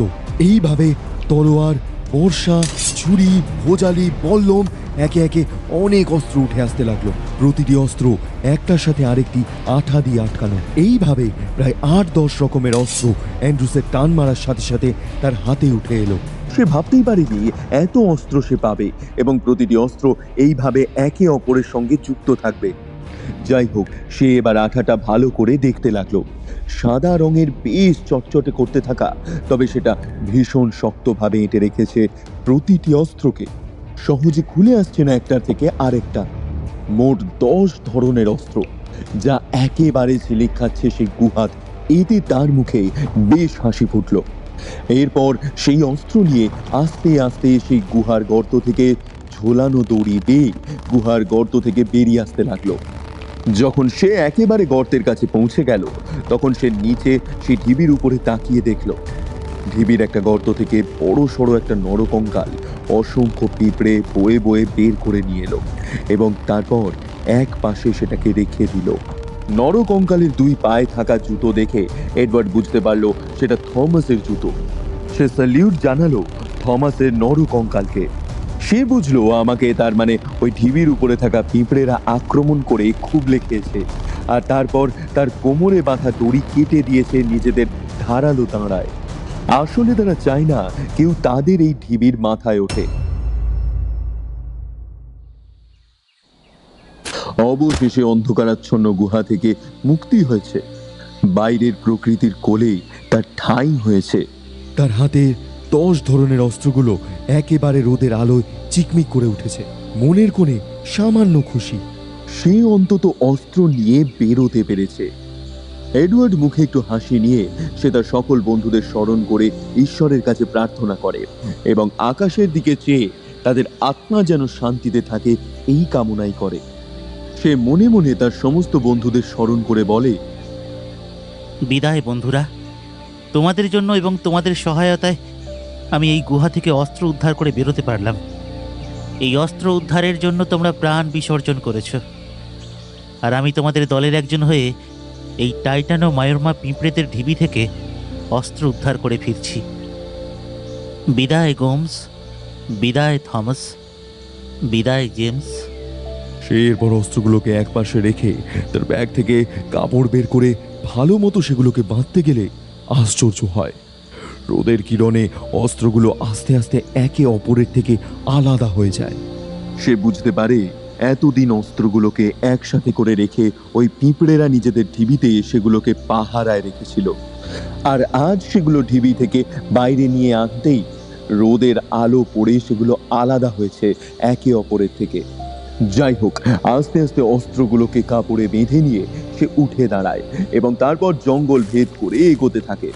এইভাবে জঙ্গলে ঘেরা সেই পাহাড় দিয়ে এগোতে এগোতে প্রায় আধ ঘন্টার মধ্যে সমুদ্রের তটে পৌঁছে গেল। তারপর সেখান থেকে একটা স্টিমারে চেপে ফিরতে লাগলো উদ্দেশ্য নিয়ে ইয়র্ক শহর। বাকি জীবনটা সে সেখানেই কাটাবে, সাধারণ মানুষের মাঝে সাধারণ মানুষ হয়ে। ওই যে দূরে দেখা যাচ্ছে সেই পর্বত ঘেরা জঙ্গলে ঠাসা দ্বীপ, যাকে সাক্ষী করে অ্যান্ড্রু শপথ করল আর এই দস্যু জীবন নয়, বাকি জীবনটা সে সাধারণ মানুষের মতো হয়েই কাটাতে চায়। সাথে যা অস্ত্রশস্ত্র রয়েছে এটাই তার আগামী জীবনযাত্রার রসদ। আশা করি এই দিয়ে নিশ্চিন্তে তার জীবন কেটে যাবে। এগুলোকে বিক্রির ব্যবস্থা করতে হবে, কত কাজ এখন তার। কিন্তু মনের কোণে কোথাও একটা প্রশ্ন থেকেই গেল, ওই ঢিবিতে ওঠার সময় এবং অস্ত্র নেওয়ার সময় কেন পিঁপড়েরা তার উপর আক্রমণ চালালো না? কেন তার পায়ের কাছে এসেও আবার ফিরে গিয়েছিল? ইচ্ছা করলে তো তারা তার উপর আক্রমণ চালাতেই পারত, কেন সেটা হলো না? অনেক ভেবে অ্যান্ড্রিউস অবশেষে একটা সমাধান পেল এর অনুমান হিসেবে। সে এই জলদস্যু দলে ছিল একমাত্র আস্তিক, ভগবানকে বিশ্বাস করত এবং সব সময় একটা ছোট বাইবেল নিজের ব্যাগে রাখত। কিন্তু দস্যু দলের কেউ ভগবান বিশ্বাস করত না, নিজেদেরকেই লুটপাট চালাতে চালাতে এরা ভগবান মানত। আর এই নিয়ে তর্কাতর্কি তার সাথেও দলের বাকিদের মাঝে মধ্যেই হতো, কিন্তু এটাকে সে প্রাধান্য দিত না। ওই পাহাড়ের বুকে ওই পিঁপড়ের ঢিবি ছিল আদিবাসী সাঁওতালদের পবিত্র দেবতার বাসস্থান, আর সেখানে সেই একমাত্র পবিত্র বাইবেল সঙ্গে করে এবং ঈশ্বর বিশ্বাসী মন নিয়ে উঠেছিল। তাই হয়তো তাকে পিঁপড়েরা বুঝেছিল, পবিত্র বলে মনে করে তার পায়ের কাছে এসেও দূরে সরে গিয়েছিল। আসলে ঈশ্বরকে যারা মনে প্রাণে বিশ্বাস করে, ঈশ্বরই তাদের বিপদের থেকে বেরোনোর রাস্তা করে দেয় এক সময়। ওই যে এখন স্টিমারে যেতে যেতে নিজের ব্যাগে থাকা বাইবেলটাকে বের করে বুকে আঁকড়ে রয়েছে এডওয়ার্ড। এটাই তার বাঁচার অবলম্বন এবং বিপদের পরিত্রাতা।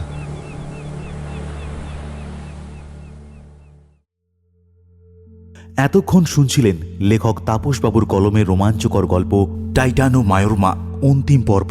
গল্পটি কেমন লাগলো তা অবশ্যই কমেন্ট করে জানান। এবার আপনাদের জন্য থাকছে প্রশ্ন, টাইটানো মায়োরমার আসল গুপ্তধনটা কি?